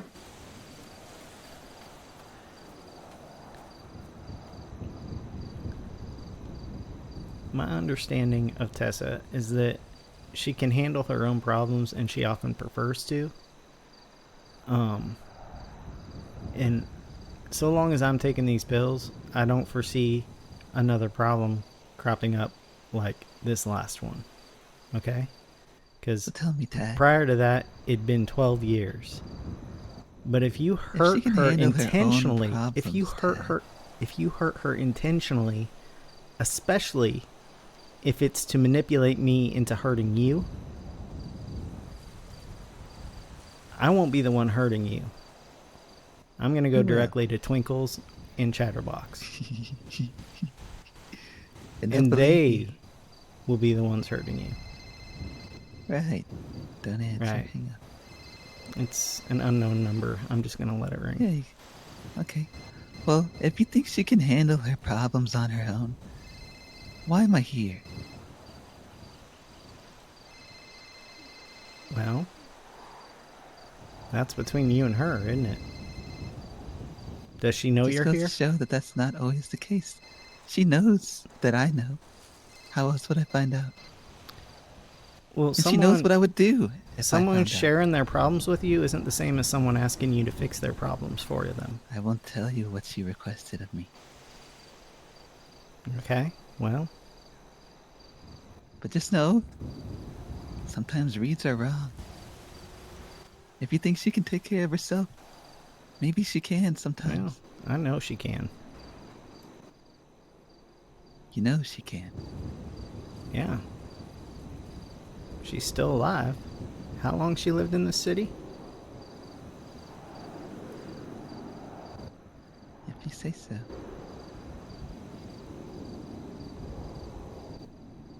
But like I said, I'm not changing my mind. Accidents will happen. Accidents will happen. And if you're right, you're right. If I'm wrong, oopsies. Yeah. Well, just know that if you are wrong and you hurt her, it won't be me coming after you.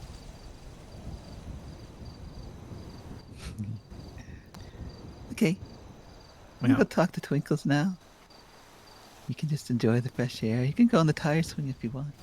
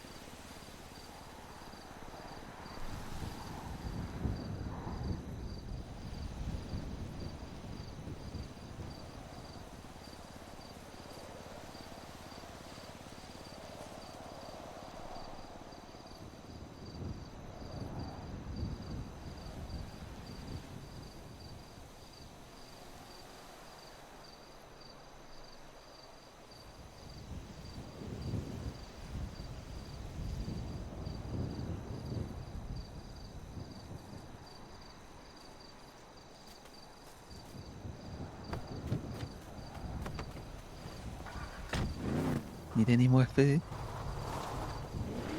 I can go buy some. Unless you're gonna make me stay here for much longer. It's indefinite at the moment.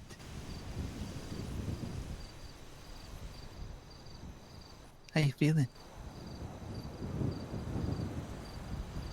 A little tired. You usually take naps throughout the day? I just usually don't talk so much. Figures. What do you mean by that? You don't seem like one that talks too much. Well, I guess it depends. I talk a lot to Signy. I probably talk too much. But no, most of my days for the past 27 years have been pretty quiet. Except when I'm reading. Figures. Why does that figure? Does that tell you something about me? I mean, when you read, you have to read it out loud, right? Yeah. I guess I was pretty outgoing in school. I talked quite a bit then, but usually when I wasn't supposed to, you know? Yeah.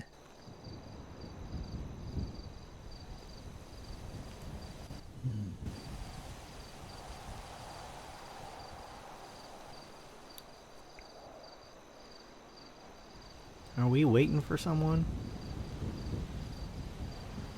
Bringing someone I to... won't say.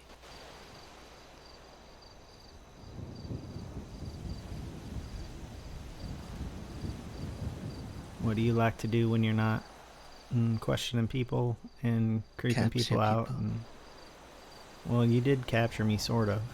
You didn't force me here, but Yeah, I'm sure it probably helped that I asked you to drive. absolutely.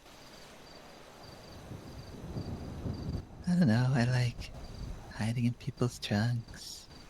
I like chasing after people. I like killing mimes. Yeah. I was gonna That's been kill that pretty David fun. Wonders guy, but, Why? What happened? well, he was a threat to two of my friends. So, Who? well, technically three if you include Buttons, but he'd had some run-ins with Signy, and then there's the mime war with Tessa. But that was Says your friend. that was my sleeping thing, my sleeping cell, who decided we were gonna kill David. So we didn't get very far because he's not around for very long at a time, you know? Yeah.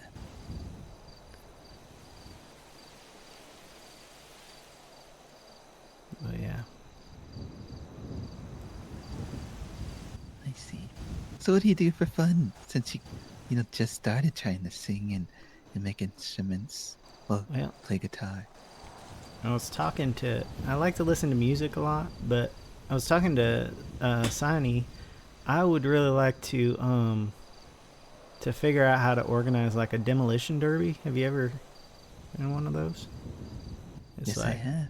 yeah, I think that sounds good. That sounds fun, and it's something that people in this city would probably really enjoy, 'cause they do it all the time anyway on the roads, you know. Yeah.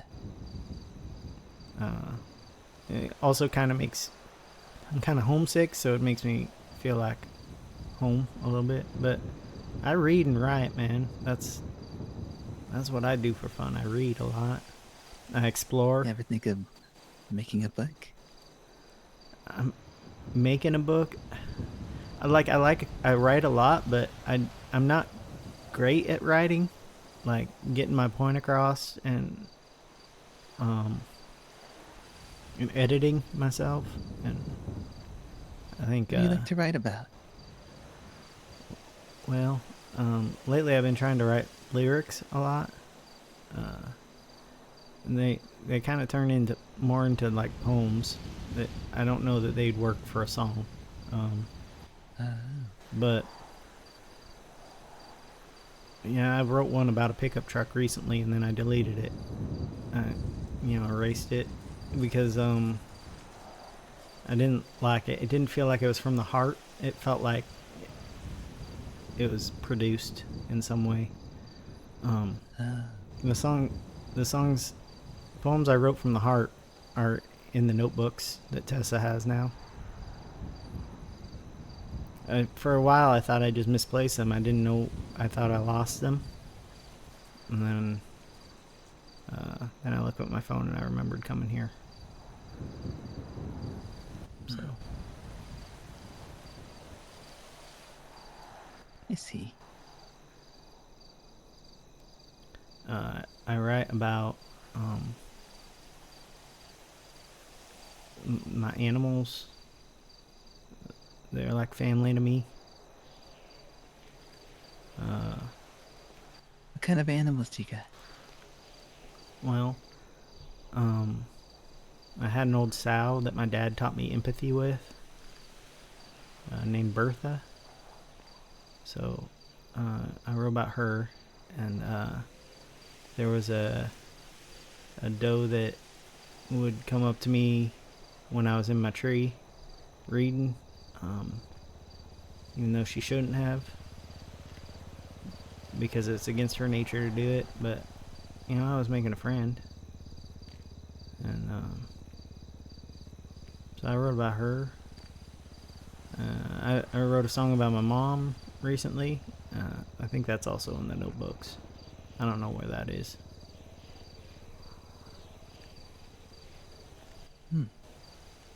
But I probably shouldn't have erased the pickup one. It was probably good enough for a country song. They're not usually super well written, Yeah,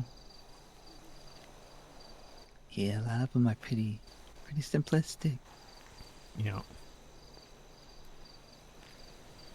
John Deere Green, Yeah. Achy Breaky Heart, Boot Scootin' Boogie. Those are country songs. Yeah.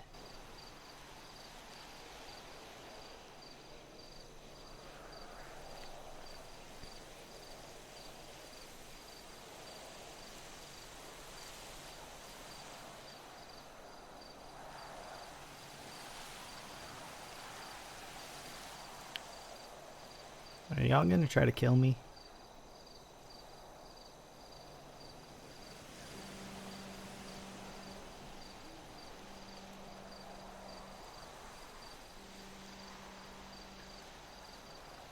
I'll take the silence as a maybe.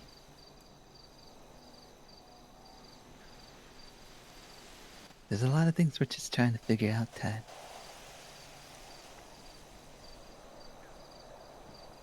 Welcome to my life.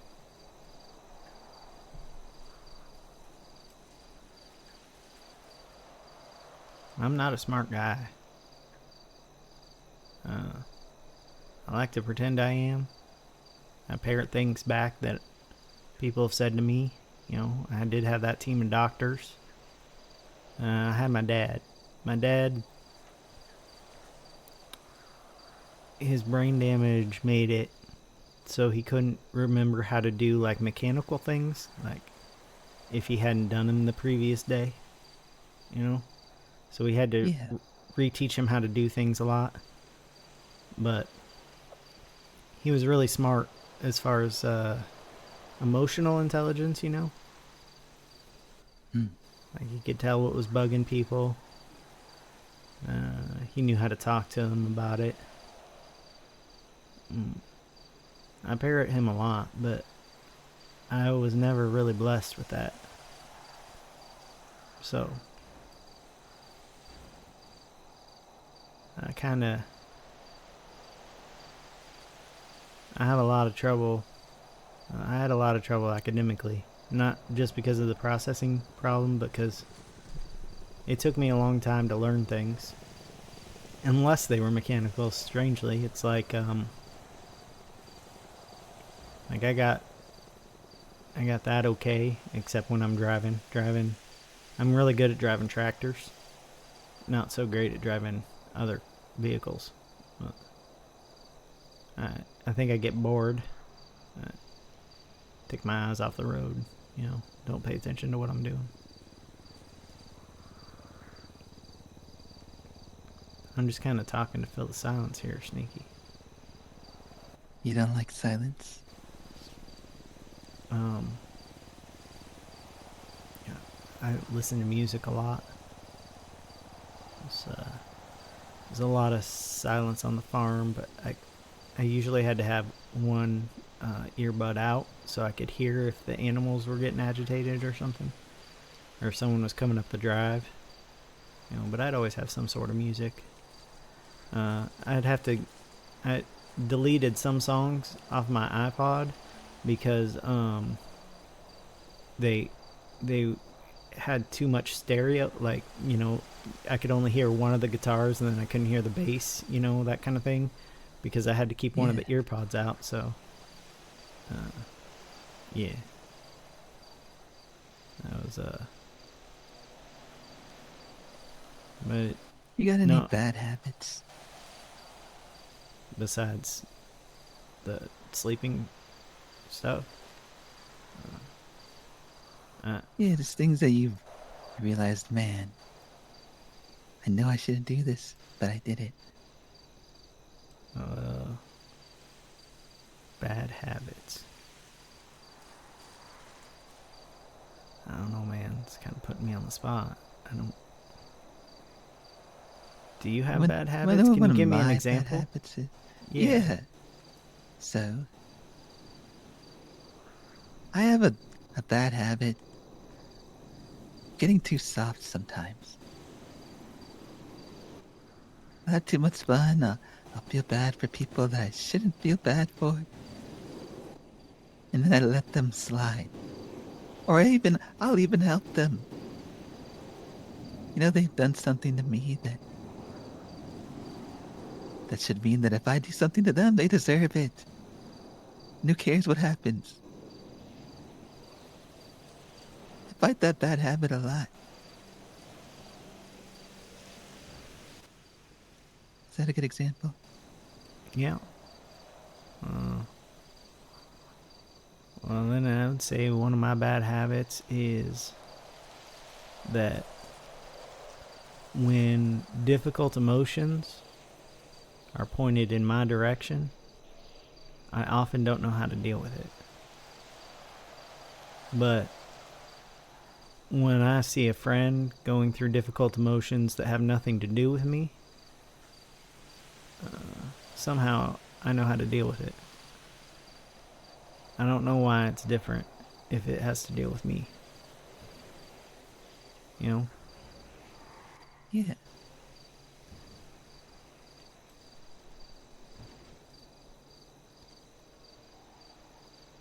Is that like the bad habit you're talking about, or is it like there were, 2 weeks when I was 12 where I didn't brush my teeth? That kind of bad habit? I should have let a couple of people die a while ago. They were bleeding on the floor. And I had a mission to complete. But I didn't do it. I decided to help them, even after what they did. Yeah. Even knowing that had it been the other way, they wouldn't have helped me. To the point where I abandoned my own objective and helped them, and they were ungrateful for it. In fact, they blamed me even more for being the reason they're still alive. Huh. Because I was the one that put them in that situation. Well, I won't do that anymore, Ted. to me, Snaky, that doesn't sound like it was your bad habit. That sounds like they were just bad. Compassion Point isn't a is, bad habit. It's a bad habit depending on who it's to. Oh, sure. Having it means that there's something good in you, and it can still be creepy. You know?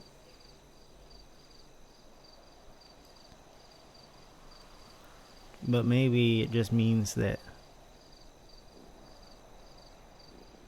you're not always acting on survival instinct. You know? I hate that. Well, you don't want to be just your id, Sneaky. You want to sometimes make decisions that go the other way.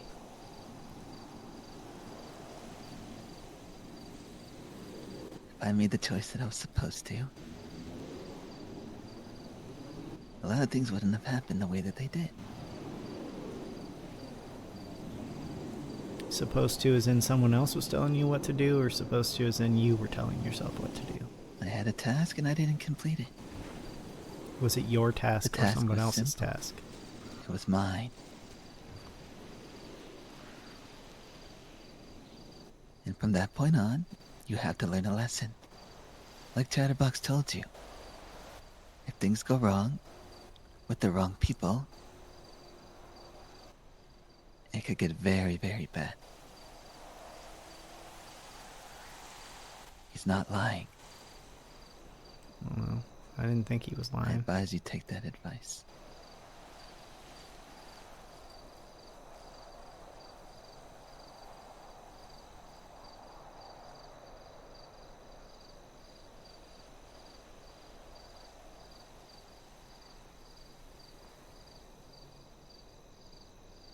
Yeah, it's a bad habit that I got. So I'm working on it, you know?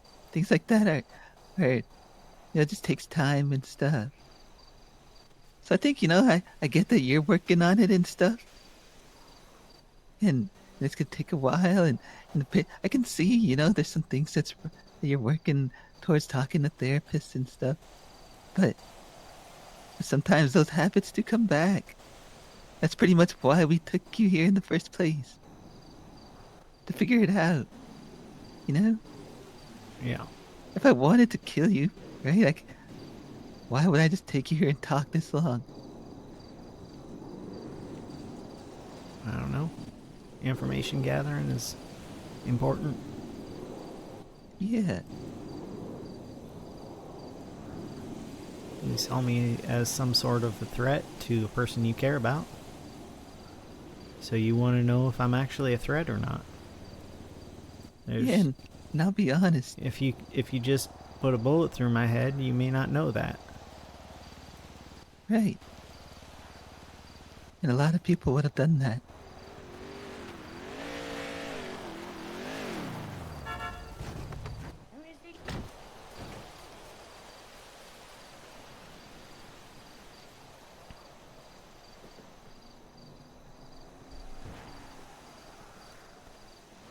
My chair is so loud.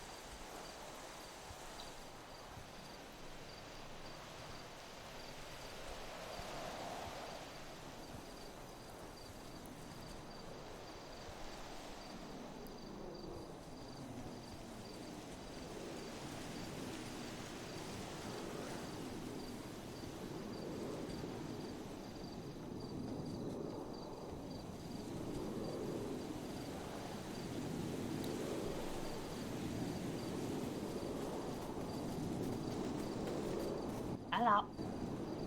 Hello. So how you feeling? A little tired. How are you doing? Still is doing okay, you know. That's good. Yeah. How are you feeling like with the situation? Because has been back and forth. Oh. Well, the situation I'm in right now, or the situation Yeah. with Tessa? You're in like, are you scared that we're gonna kill you or something? Well, I was for a little bit, but I'm not scared you're gonna kill me right now, but that obviously I'm not. I just got done telling Sneaky I'm not really smart when difficult emotions are. Oh, don't worry, we're not smart either. Yeah, well. Well, so the original plan with this was, just to talk to you and get to know you. We weren't gonna hurt you or anything. We still aren't. So don't worry about that. Alright. Yeah. So I doesn't know if you already did ask, but do you have any questions?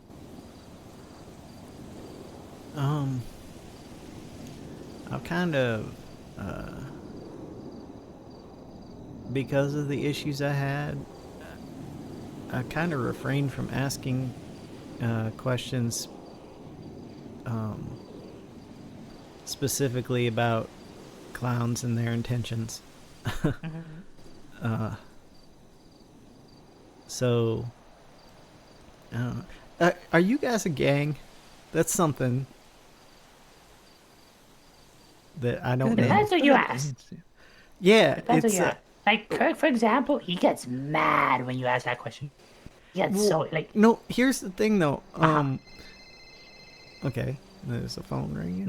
Yeah, that was too cool. So, I was talking to Siney about this whole situation, and we don't know, cause she's like, well, you scared someone who's in a gang, so you might be in danger. And I'm like, are they a gang though? Because I've seen so many clowns, and y'all don't all hang out together, No. There seems to be, and then there's like that neon circus group, and they're not even all clowns. And then Those guys are like frauds. We were just super confused about what was going on with all that, and you don't have to tell me. It's a question that I've had. Alright, yeah, like Twinkle said, it depends who you ask. Like Kurt, he gets really upset at the question. Like, if you ask Twinkles, we're a gang, but not a gang. That's how Twinkle sees it. Alright.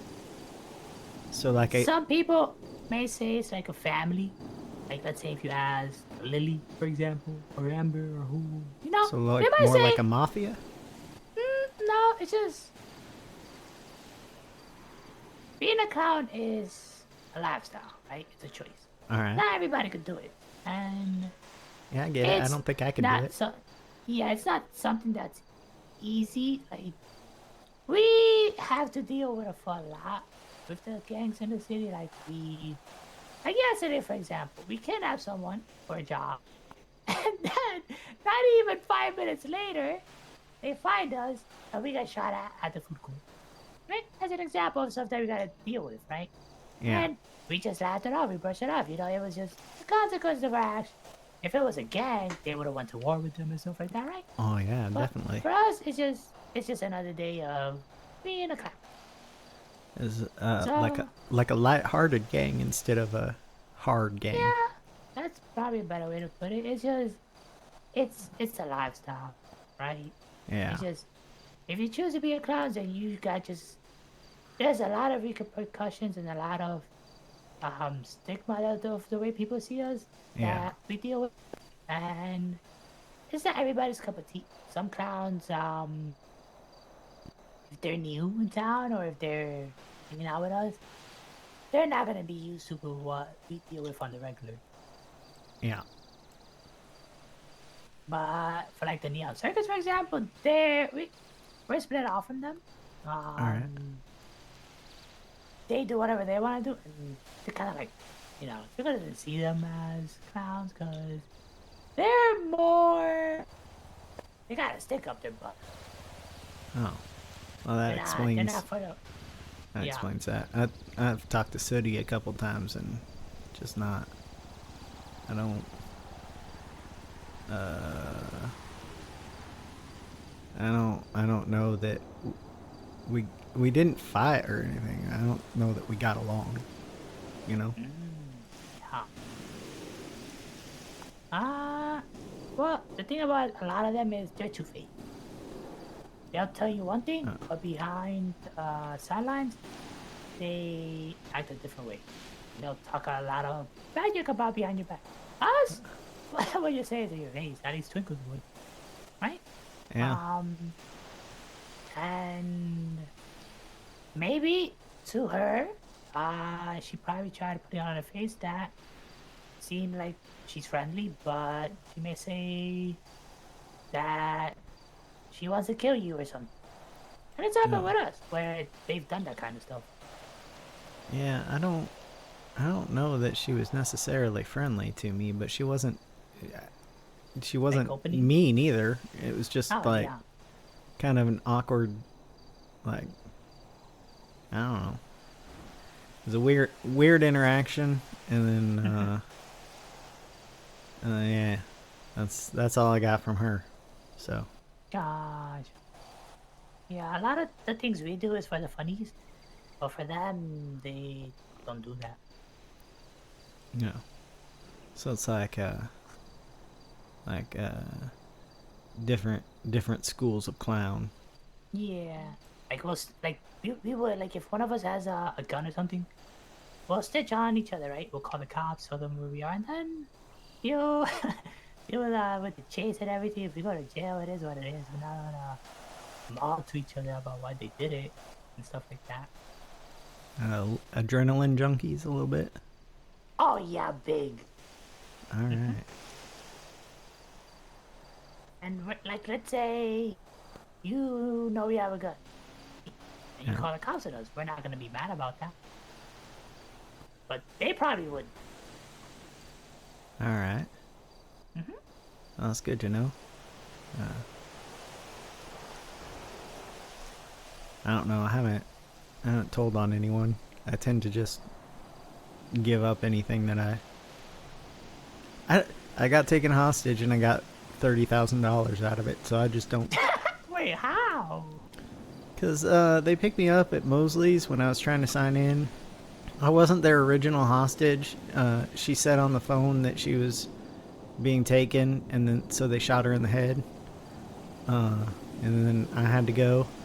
And I mentioned that I was trying to save up for a motorbike, and I only had $8,000. I lied. I said I had $8,000. I had $20,000, but so one of them just gave me $30,000 to get me closer to my bike. And then I still haven't bought it because it keeps going up in price. Oh well. Oh. Did that yesterday where we had one of the hostages take the money? But I didn't want to do that. They just gave it back to him. Yeah. Usually when you're a hostage and you stay behind with the cops, they'll search you anyway. So Yeah. So that does make sense. Do you have any other questions?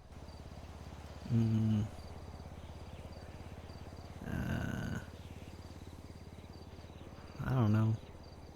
I just don't want things to be awkward anymore, you know? The other day, Twinkles, you were in the hospital in the lobby with like some mimes, and I knew that Tessa was out the front door because I had run around the ambulance bay because I needed bandages really bad. I was bleeding, and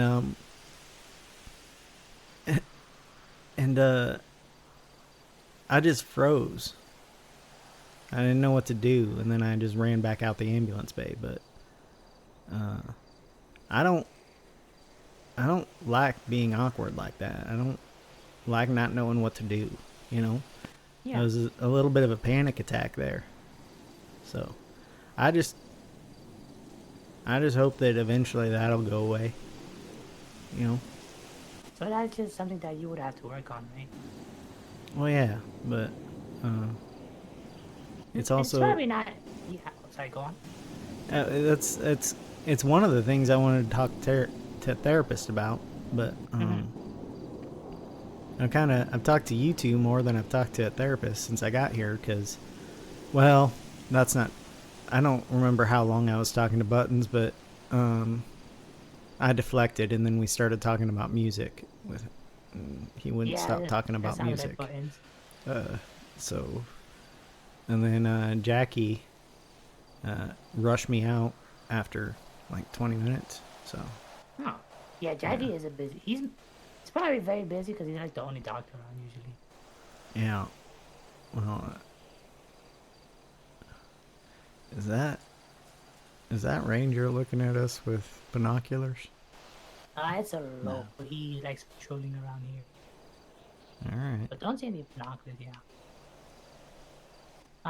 One thing Twinkles would say is though, Twinkles can't relate to the anxious part. So he doesn't know how that feels for you, right?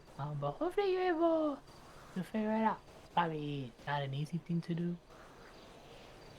Yeah. And Well, it's probably difficult, especially since it's probably just you by yourself, and seeing how you talk to us more than a therapist.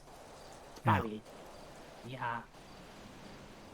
also, I seem to have made friends with people who are around much earlier than I am in the day. So, a lot of my evenings are spent just exploring, I guess. This is alone. Or being taken hostage. And it's really hard to make friends with people who are taking you hostage, you know? They don't want you to know who they are, usually. See, one thing Twinkles has. So, for Twinkles, he's kind of friends with mostly everyone. And one thing that Twinkles has noticed is being nice goes a long way. Yeah. Especially with gangbangers. Even if they're like a poop heads, you'll be surprised. Oh, yeah. I don't think any of them have really not liked me. I'm good at shooting the shit if I have to. Yeah. Like, being kind of on their side. I did get really annoyed with one group because I heard that Pixie was at the hospital, and I went to try to see her, and then they got me outside of the hospital, and so I didn't get to see her. And that was after like a week of trying to see her. So yeah, that gangbangers don't really care about other people's feelings. yeah, I was annoyed with them. But Did you explain to them what you were trying to do? Yeah, I said they were getting me. I was trying to go to therapy, and they didn't care because they just needed a hostage, you know. Yeah, guess it depends on the group, but some of them are actually very understanding. And then the cops that showed up, they were arguing over who had to negotiate. So I felt like my life was nothing, you know. Like, The cops are stupid. Don't worry about them. They say they care about us, but they don't. I know they don't. I got taken hostage at a jewelry store when I was sleepwalking, and I woke up to a cop using smelling salts on me and asking me for my statement, and I didn't remember anything because I was sleepwalking the whole time. And and then he just let me walk away. Yeah, they don't like paperwork. One thing though, if let's say you have something very important that you want to do, like talk to Pixie again, you're being taken hostage, just tell them you got a warrant. Oh. And if they ask for what, just say you stabbed the cop the other day or something. You know, just make something up on the spot. I killed a man. Yeah, just make up a little story, and usually, they'll be like, oh, okay, no, they'll let you go. All right. Well, I'll keep that in mind. That's good advice. I don't usually mind being taken hostage, but it's a little excitement in the day, you know? But that day, I was annoyed.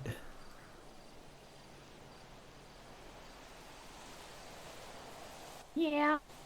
So it also depends if like whoever kidnapped you or whatever, if they're in a good mood or a bad mood during that day and stuff. Yeah.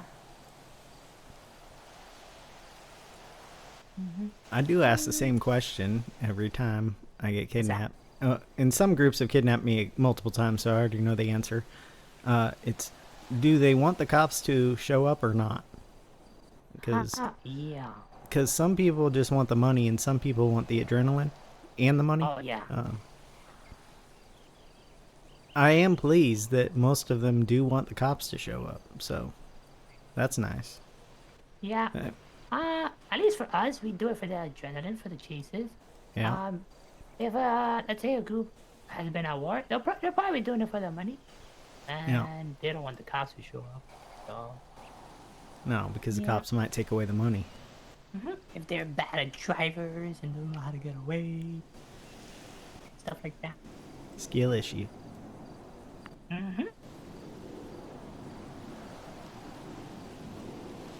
Wait, is this your car, by the way, or is this a rental?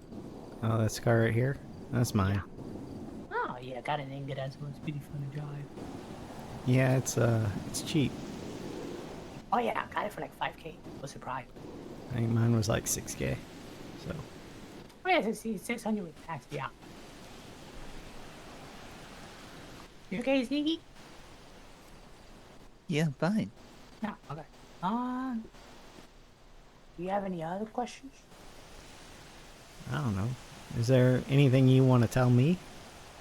Oh yeah, one thing with Twinkles is he has a goldfish memory. So if he has something to tell you, he'll most likely forget. That's a very bad problem. Yeah, well. Have you ever seen Finding Nemo Dory? That's Twinkles right there. Yeah. Well, I'm sure if it's important enough, you'll eventually remember.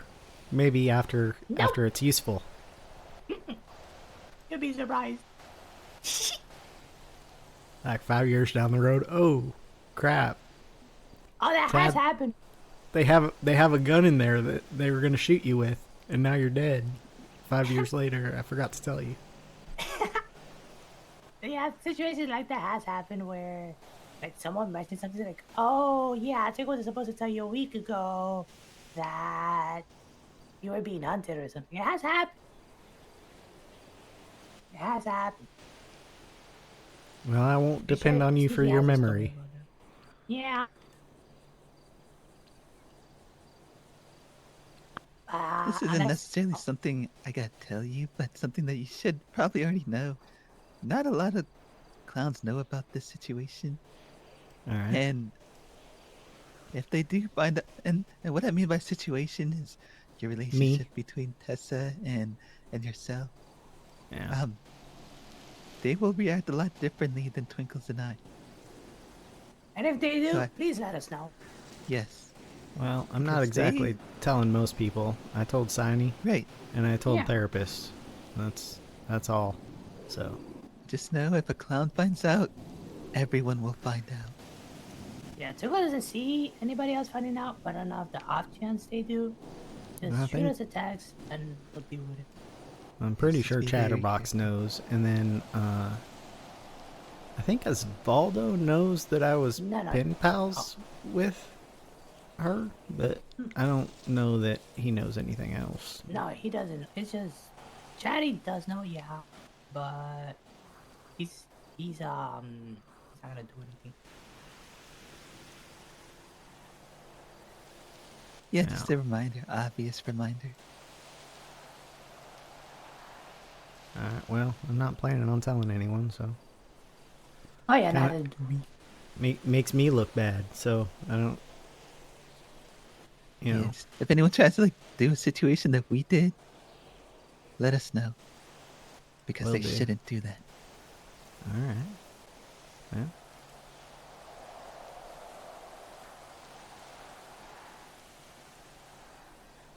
Oh, Wendy's. Yeah, she texted me as well. All right. Yeah.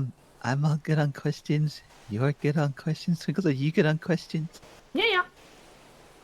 All right. Well, that being said, thanks for coming to my TAD talk. Because my name is Tad. Well, Dad, you have a good day. You too. Bye.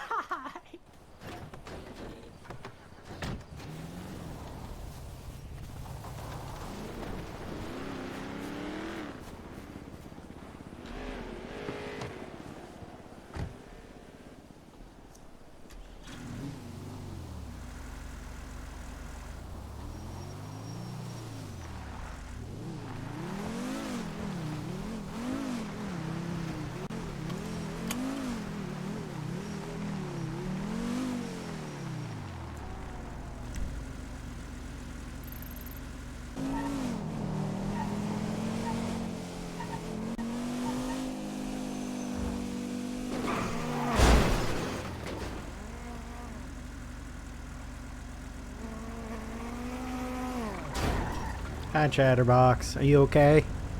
I'm okay. Are you okay? I almost killed you. I'm fine. I got a little boo-boo, but it's nothing a bandage won't help. Okay. What are you up to? I was gonna go get some food. Oh, okay. Yeah. I recommend not the hot dogs today because they're putting stuff in the food just to save yourself from getting All some right. some disease because they're kind of yucking with people right now. All Do right, not go to that's the hot dog booth. Good looking out. Yeah, All right, yeah. All right, have a I'm good day, man. You too.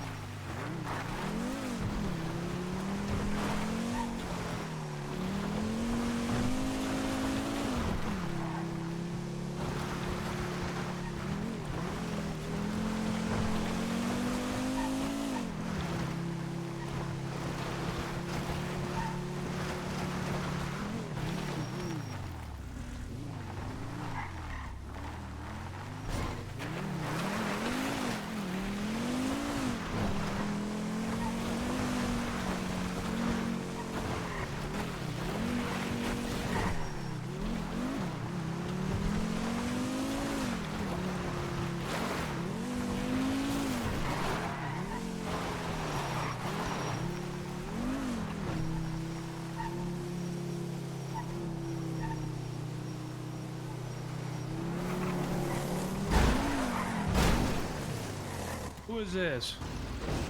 Hey, it's Tad. I was trying to get some gas. I'm sorry. I thought You don't work for Cypress, do you? no. I'm Okay. just almost out of gas. All right, have a good one, bro. Yeah, you too.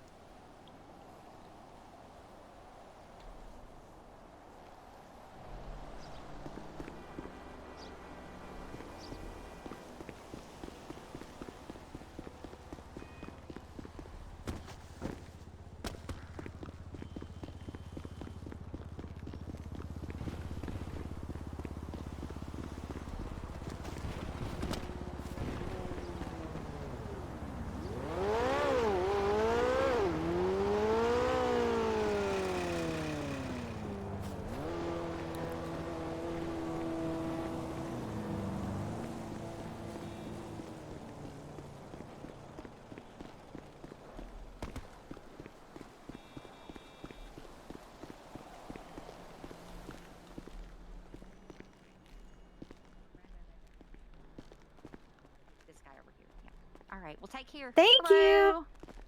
Hi. Do you need to see a doctor? I'm here to see Johanna. Oh, right here. Oh, she's right there. Right there.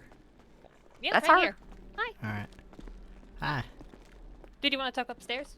Yeah.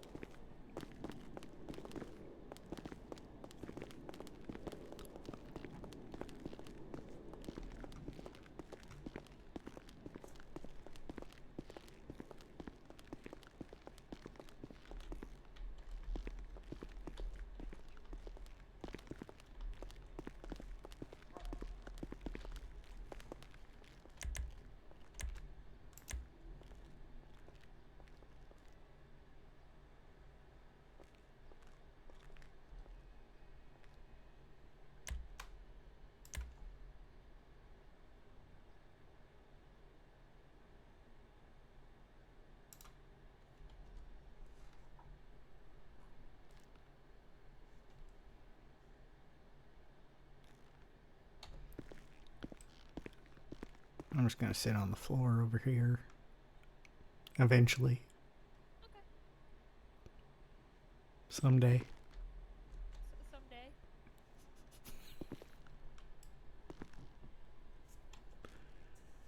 All right.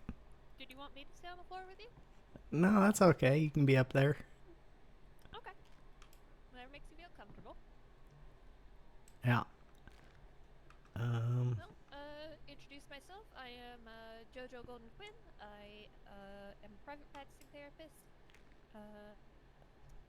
I have been practicing in the city for quite a while. And Come a little closer here. I appreciate you reaching out to me today. Because it's hard to do. Yeah. And tell me a bit about yourself. Well, my name is Tad, short for Thaddeus Donkersloot Jr. That's a name. That's my name, yeah. That's the middle name Albert, so Tad is short for Thaddeus, but it's also my initials. So, well, I guess it's Taj, if you want the junior, but Oh yeah. yeah. I moved to the city about a month ago, and I started having really bad anxiety that caused like insomnia, and I have some sleep disorders from when I was a kid that cropped back up, and I got help. I got medication for the insomnia. So Well, my you've sleep come is to the very right therapist because I have had troubles with sleep all my life as well. really. I get a lot of Yeah. my insomnia got so bad I was hallucinating, and then I get a lot of parasomnias, like a lot of Same them. thing happened to me. Like I know had what a that's like. I had a team of doctors in charge of me for a couple weeks, a week at a time when I was a kid, inpatient sort of thing. But it was like the first time in like 12 months it had been happening to me. Or not 12 months, 12 years, sorry. The first time in 12 Wow. years that it had happened again. And I think it has to do with like my anxiety levels, stuff like that. Stress can cause things like that. Yeah. Well, my dad died, and My condolences. I moved here the same night of his funeral. Like I went to his funeral and then I left the place in life that I've known for my whole life. So I think that might have something to do with it, but You know, the funniest thing is I also moved to the city when my dad died. really, Yeah. I think it's a thing that just happens. Yeah. I've met a lot of people with dead dads. Yeah. Well, Yeah. the city isn't really for people in the best mental states, I don't think. No, Kind I of came a here. last resort place. I came here to make friends, find my mom, and be a country singer. So far, I found out what happened to my mom, but I didn't need Oh? to leave home to do it. And yeah, I've made a couple friends, but yeah. But Well, that's good. yeah, I would say the mom thing probably made it worse. I grew Do up. you My want to dad. talk about what happened there? Well, my dad would never tell me what happened to my mom. I would ask him. I would ask him where she was and why she wasn't there and why grandma was acting like my mom and stuff like that. And he just wouldn't answer at all. And then when I was like 16, my grandma died, and I went to the chief of police in my hometown, and I asked him. I told him I thought I was kidnapped or something, and he just laughed at me. You know, like he's my dad's old friend, so he knew probably what happened to my mom, but my dad wouldn't tell me. And then in the last year of his life, my dad was going senile a little bit, and when he wasn't being mean or being himself, he was asking me where my mom was, which I thought was a special kind of cruel because he never told me, you know. So Well, did he have dementia or Alzheimer's? oh yeah, he had some kidney problems and it made him senile. Did you end up having to take care of him?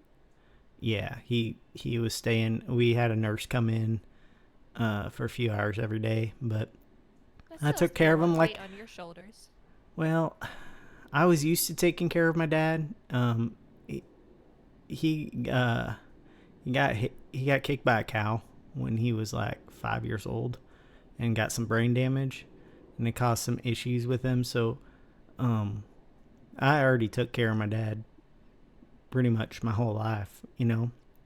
Especially once my grandma died, it was my job, and I had to take care of the farm and my dad and try to pass school all at the same time. So it was difficult. And then I graduated from school and I just stayed there because if I didn't stay and tend to the farm and make the money, my dad wouldn't survive. Like he helped me with the farm, but he couldn't do it on his own, you know. So Yeah, no, yeah. that sounds like a lot to put on your shoulders at such a young age, though. Yeah. And I moved I here. don't think you deserve to have all of that responsibility on you at such a young age. No. The way my family kind of functioned was that I couldn't exhibit any difficult emotions. Like my grandma wouldn't allow it. Difficult emotions were to be fixed. My dad would talk about them with me, but my grandma would just not allow it. And like I never talked to my old team of therapists about it because they may have taken me away from her a little, like, but she kind of caused my sleep issues. Like if I was sad or upset about something, we would stay awake until I was acting happy, even if I wasn't happy, you know? And so there were times when, you know, I'd have to go to school without having slept the entire night before. Because she needed to fix me so we looked like we were a functional family. But if they took me away from her, I guess I thought, for one thing, they wouldn't take me away from her because my dad was my guardian, you know. But if I was just left with my dad, then I would be responsible for my dad, and I was like 6 years old the first time I got hospitalized. So I think I was just really scared, but then, 16, I took care of it. I just had no social life. Had a boyfriend, but the only way he could see me is if he came to, work on the farm with me. Did you ever have troubles with your sexuality growing up? Well, I'm You trans. sound like you have a country accent, so. I'm trans, so there's that identity. And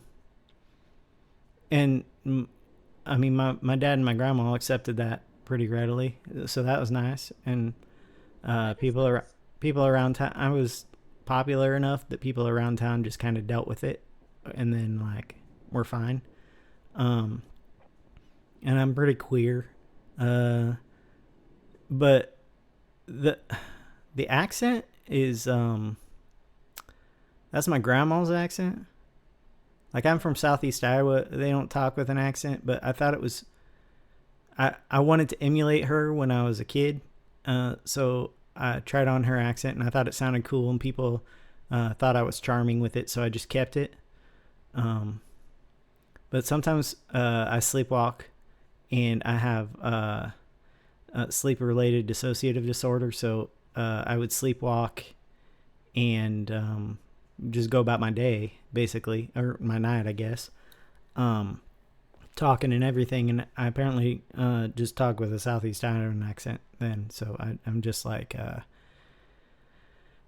don't have the accent in the same way. The drawl goes away. But it feels more natural to talk like this, except apparently when I'm asleep, so go figure. Interesting. So, do you want to talk more about this sleep-related dissociative disorder? Yeah. Well, when I was a kid, it started as like just, I would be screaming in my room for like 3 hours at a time, because it's not the team of doctors hadn't really seen anything like it at the time, because it went from me screaming to me like, sleepwalking over to the neighbor's house half a mile away and eating the carrots out of his pot roast at night. And he shows up in his underwear with a shotgun down at his side and has to call my grandma to come pick me up. So that was the first time I was hospitalized, when I ended up at the neighbor's house, because I think that's when my grandma realized it was more dangerous than just me screaming, because I'd slept walk around our house before, but not like with any intention, just kind of like bumping into things and they could get me back into my bed, but this was different because I was in his house with my eyes open, eating carrots and talking to him when he got out there, and but I was asleep for the whole thing. So that was strange. And then happened again when I was 15. I was just I was doing a lot of things. I was waking up in places where I didn't remember going. I was getting stories from friends of me doing things that I didn't remember. Kind of like, usually in teenage years, that's because people are drinking and doing drugs and blacking out. But I wasn't blacking out. And after they started telling me about it, I could remember parts of it, because I'd always been a lucid dreamer. I know I was dreaming and I could affect it a little bit. I think I'm pretty sure I was lucid dreaming while I was sleepwalking. So I thought what I was doing was when I was asleep. It was, anyway, that's kind of how it is when it happens, and because, there's gunshots, because there's there are very little consequences to your actions when you're asleep.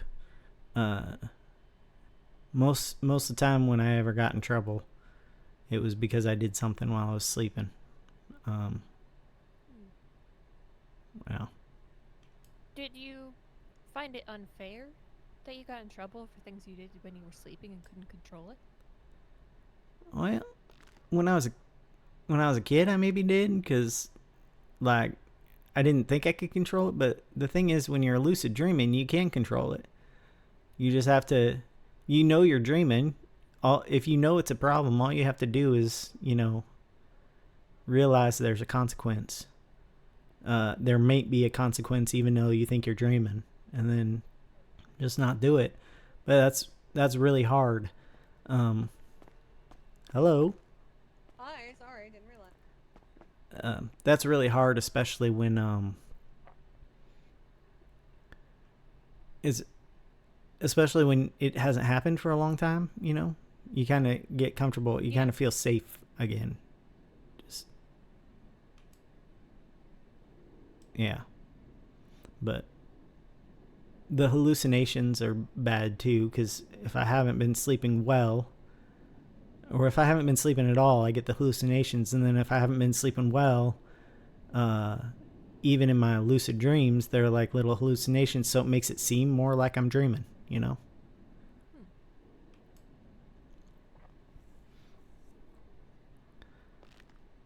But yeah, so that's the dream stuff. It started, but it stopped when I started sleeping again. So I'm not as worried about that, but I am worried about like the anxiety taking over enough that I stopped sleeping again. And also I've developed some fixations that I've never had, like fixations on like places and people before. So that's new to me. What? Fixations? Yeah, like I just Are they things you reach out to for comfort when you're stressed? well, sometimes they're not very comforting, So like Are they things that harm you?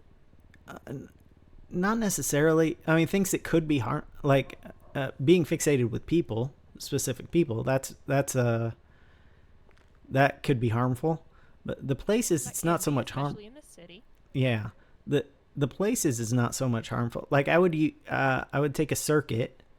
There would be, I'd go to the old movie studio, which reminded me of my dad, and I'd sit there for like 3 minutes.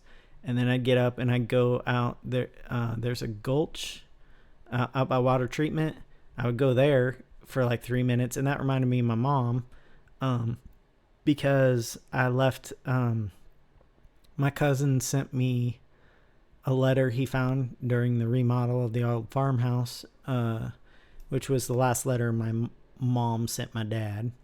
And I left it out there for someone to pick up so I wouldn't keep rereading it because it just made me angry.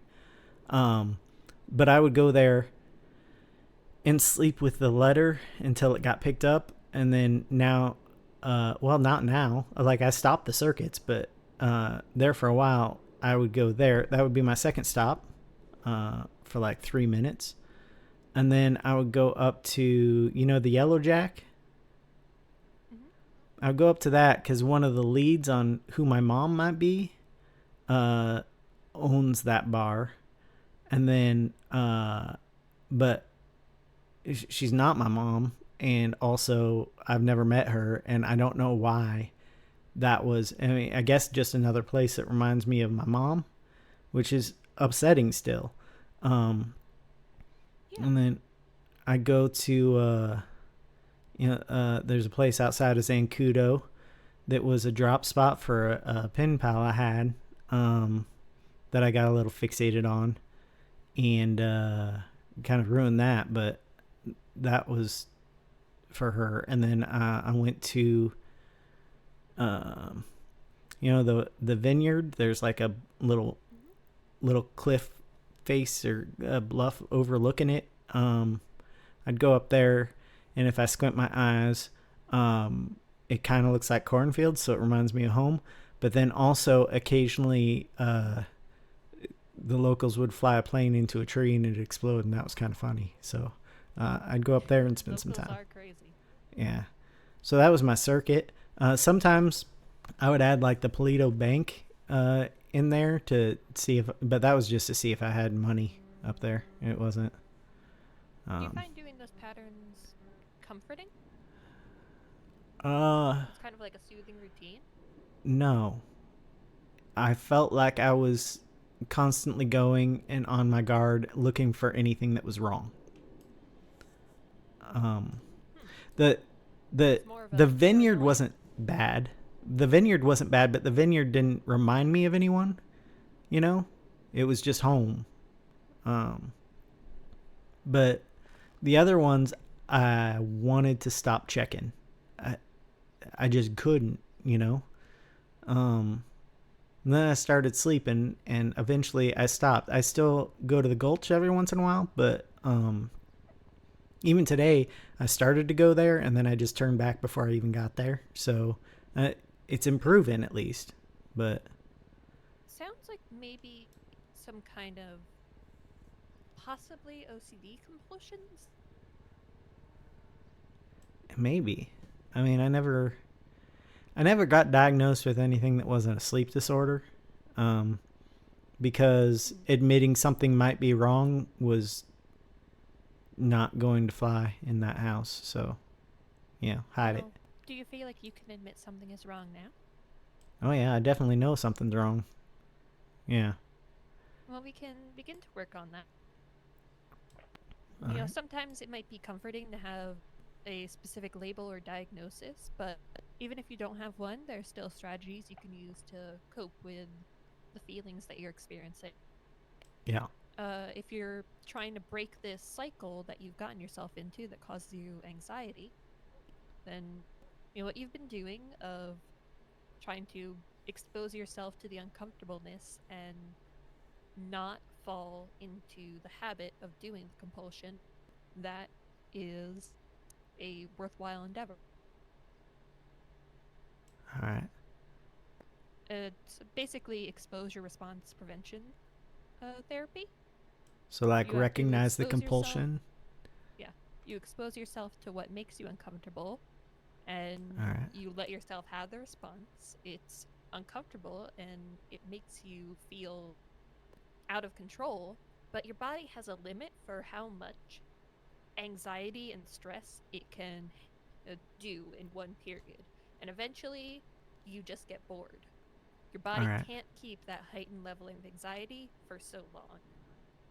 So so I let the compulsion go unanswered, so then I get uncomfortable enough that eventually I just don't notice the discomfort anymore. It kind of goes away. Yeah, you eventually get bored because think of this like if someone has OCD about cleanliness and you know they want things to be extremely clean all the time. One thing you might do is say, okay, how about put your hand, you know, somewhere dirty and just leave it there. And you might feel really uncomfortable and scared, but after a while, you're just sitting there with your hand out and you get bored. Your body can't keep up that sustained level of panic and anxiety forever. Eventually, you become numb to the experience, and that's why it's called exposure therapy. It's like This is letting the something- baby cry. Yeah. It's something that, you know, needs to be done very incrementally and usually with someone to talk to about it afterwards to process the feelings that you experienced at the time.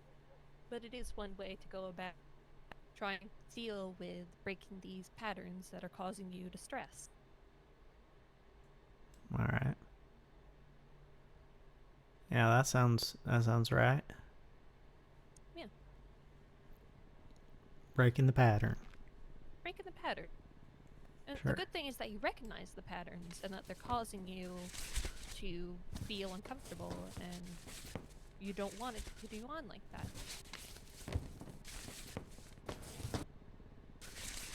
Yeah.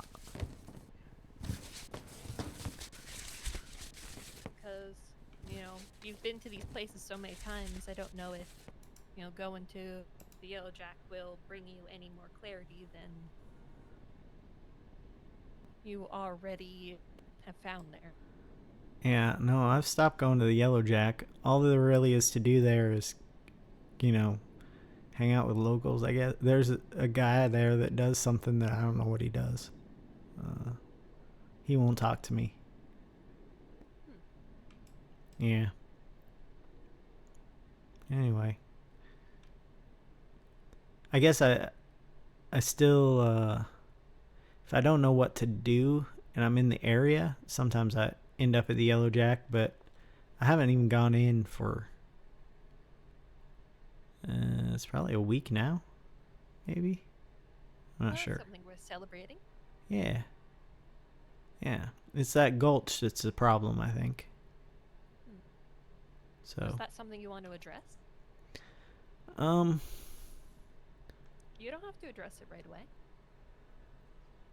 I think eventually, like, I don't particularly like my reaction to the letter I read from my mom. But I think I'd like to. What the letter said?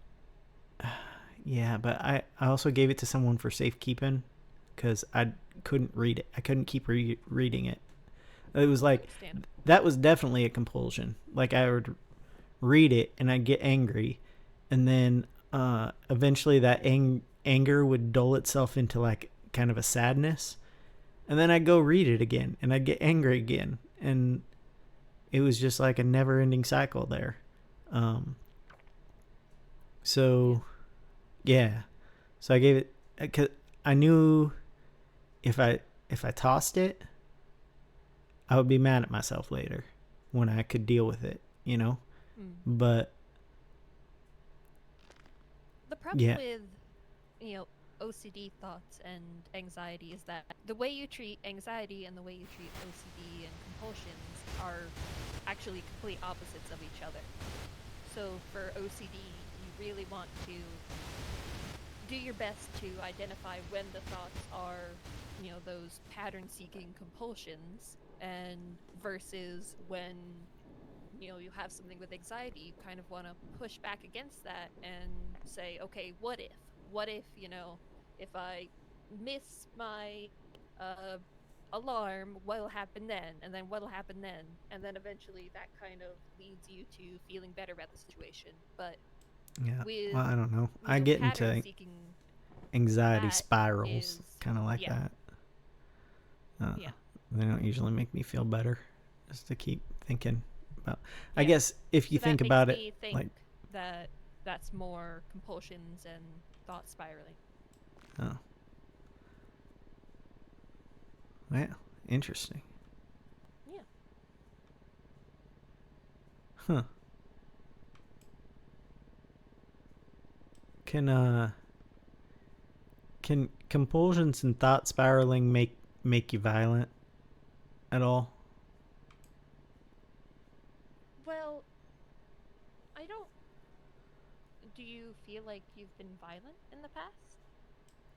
Because I don't believe it makes you inherently violent. Although if you do have some problematic coping mechanisms, like you tend to lash out with anger or not show any emotion like that at all ever because you were taught not to. Yeah, you might not have a good way to process your emotions. Yeah. Interesting, except not sleeping, because that's what you've been taught to do. Yeah. Do you find yourself reacting with anger and violence? I did. On the day my dad died, I was very angry.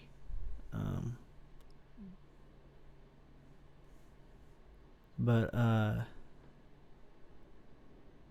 don't usually get that angry. Like a week before that, my ex, he dedicated a song to me at the club. It was a good song, but it hurt my feelings. and I think it hurt my feelings for reasons he wouldn't have understood. He was trying to hurt my feelings, but he did it in a way he didn't understand, and I punched him. I never hit him before, and especially I've never hurt anyone who's hurt me before. That Did it make you feel any better? Or did you just feel regret afterwards? for punching him, Yeah. it made me feel kind of better, actually, that one, because he'd done a lot to me in the past 10 years that made me angry, and I couldn't show it. And then it was like letting out some anger that I'd been holding in for a while. And it was just a punch. Like, he got a black eye. He's fine, you know? But yeah, that...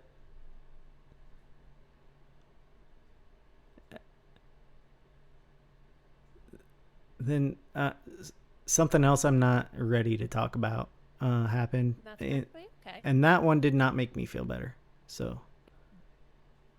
Therapy can go at your pace, so we don't have to talk about anything that you don't want to right now.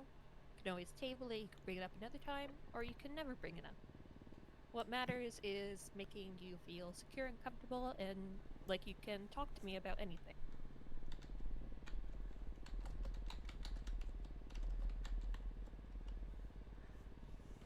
The priority is your mental well-being.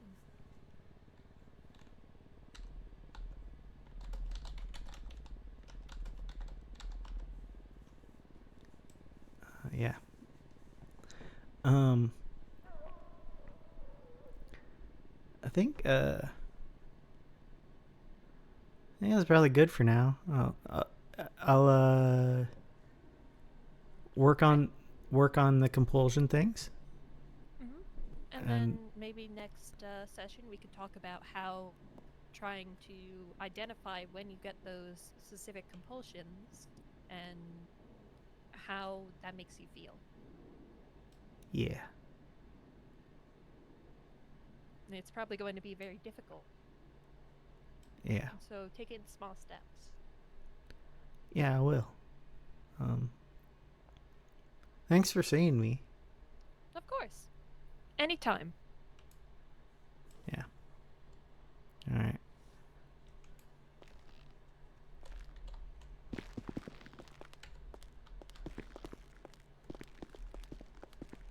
I hope it was helpful for you. Yeah, it was pretty good.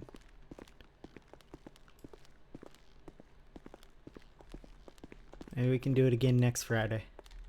Yeah.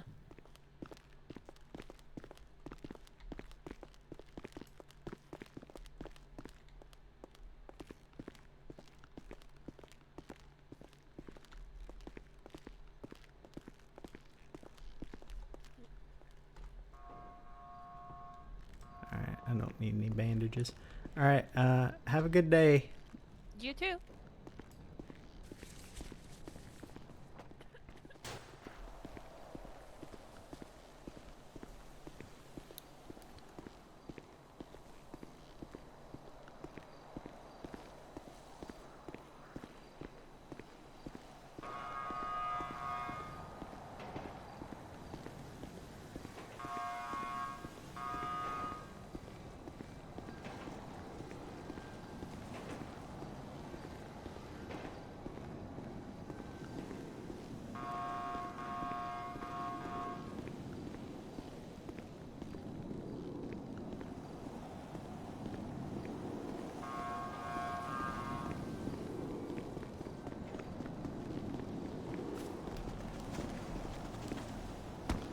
Why do I park up here all the time, Tad? Is this a compulsion?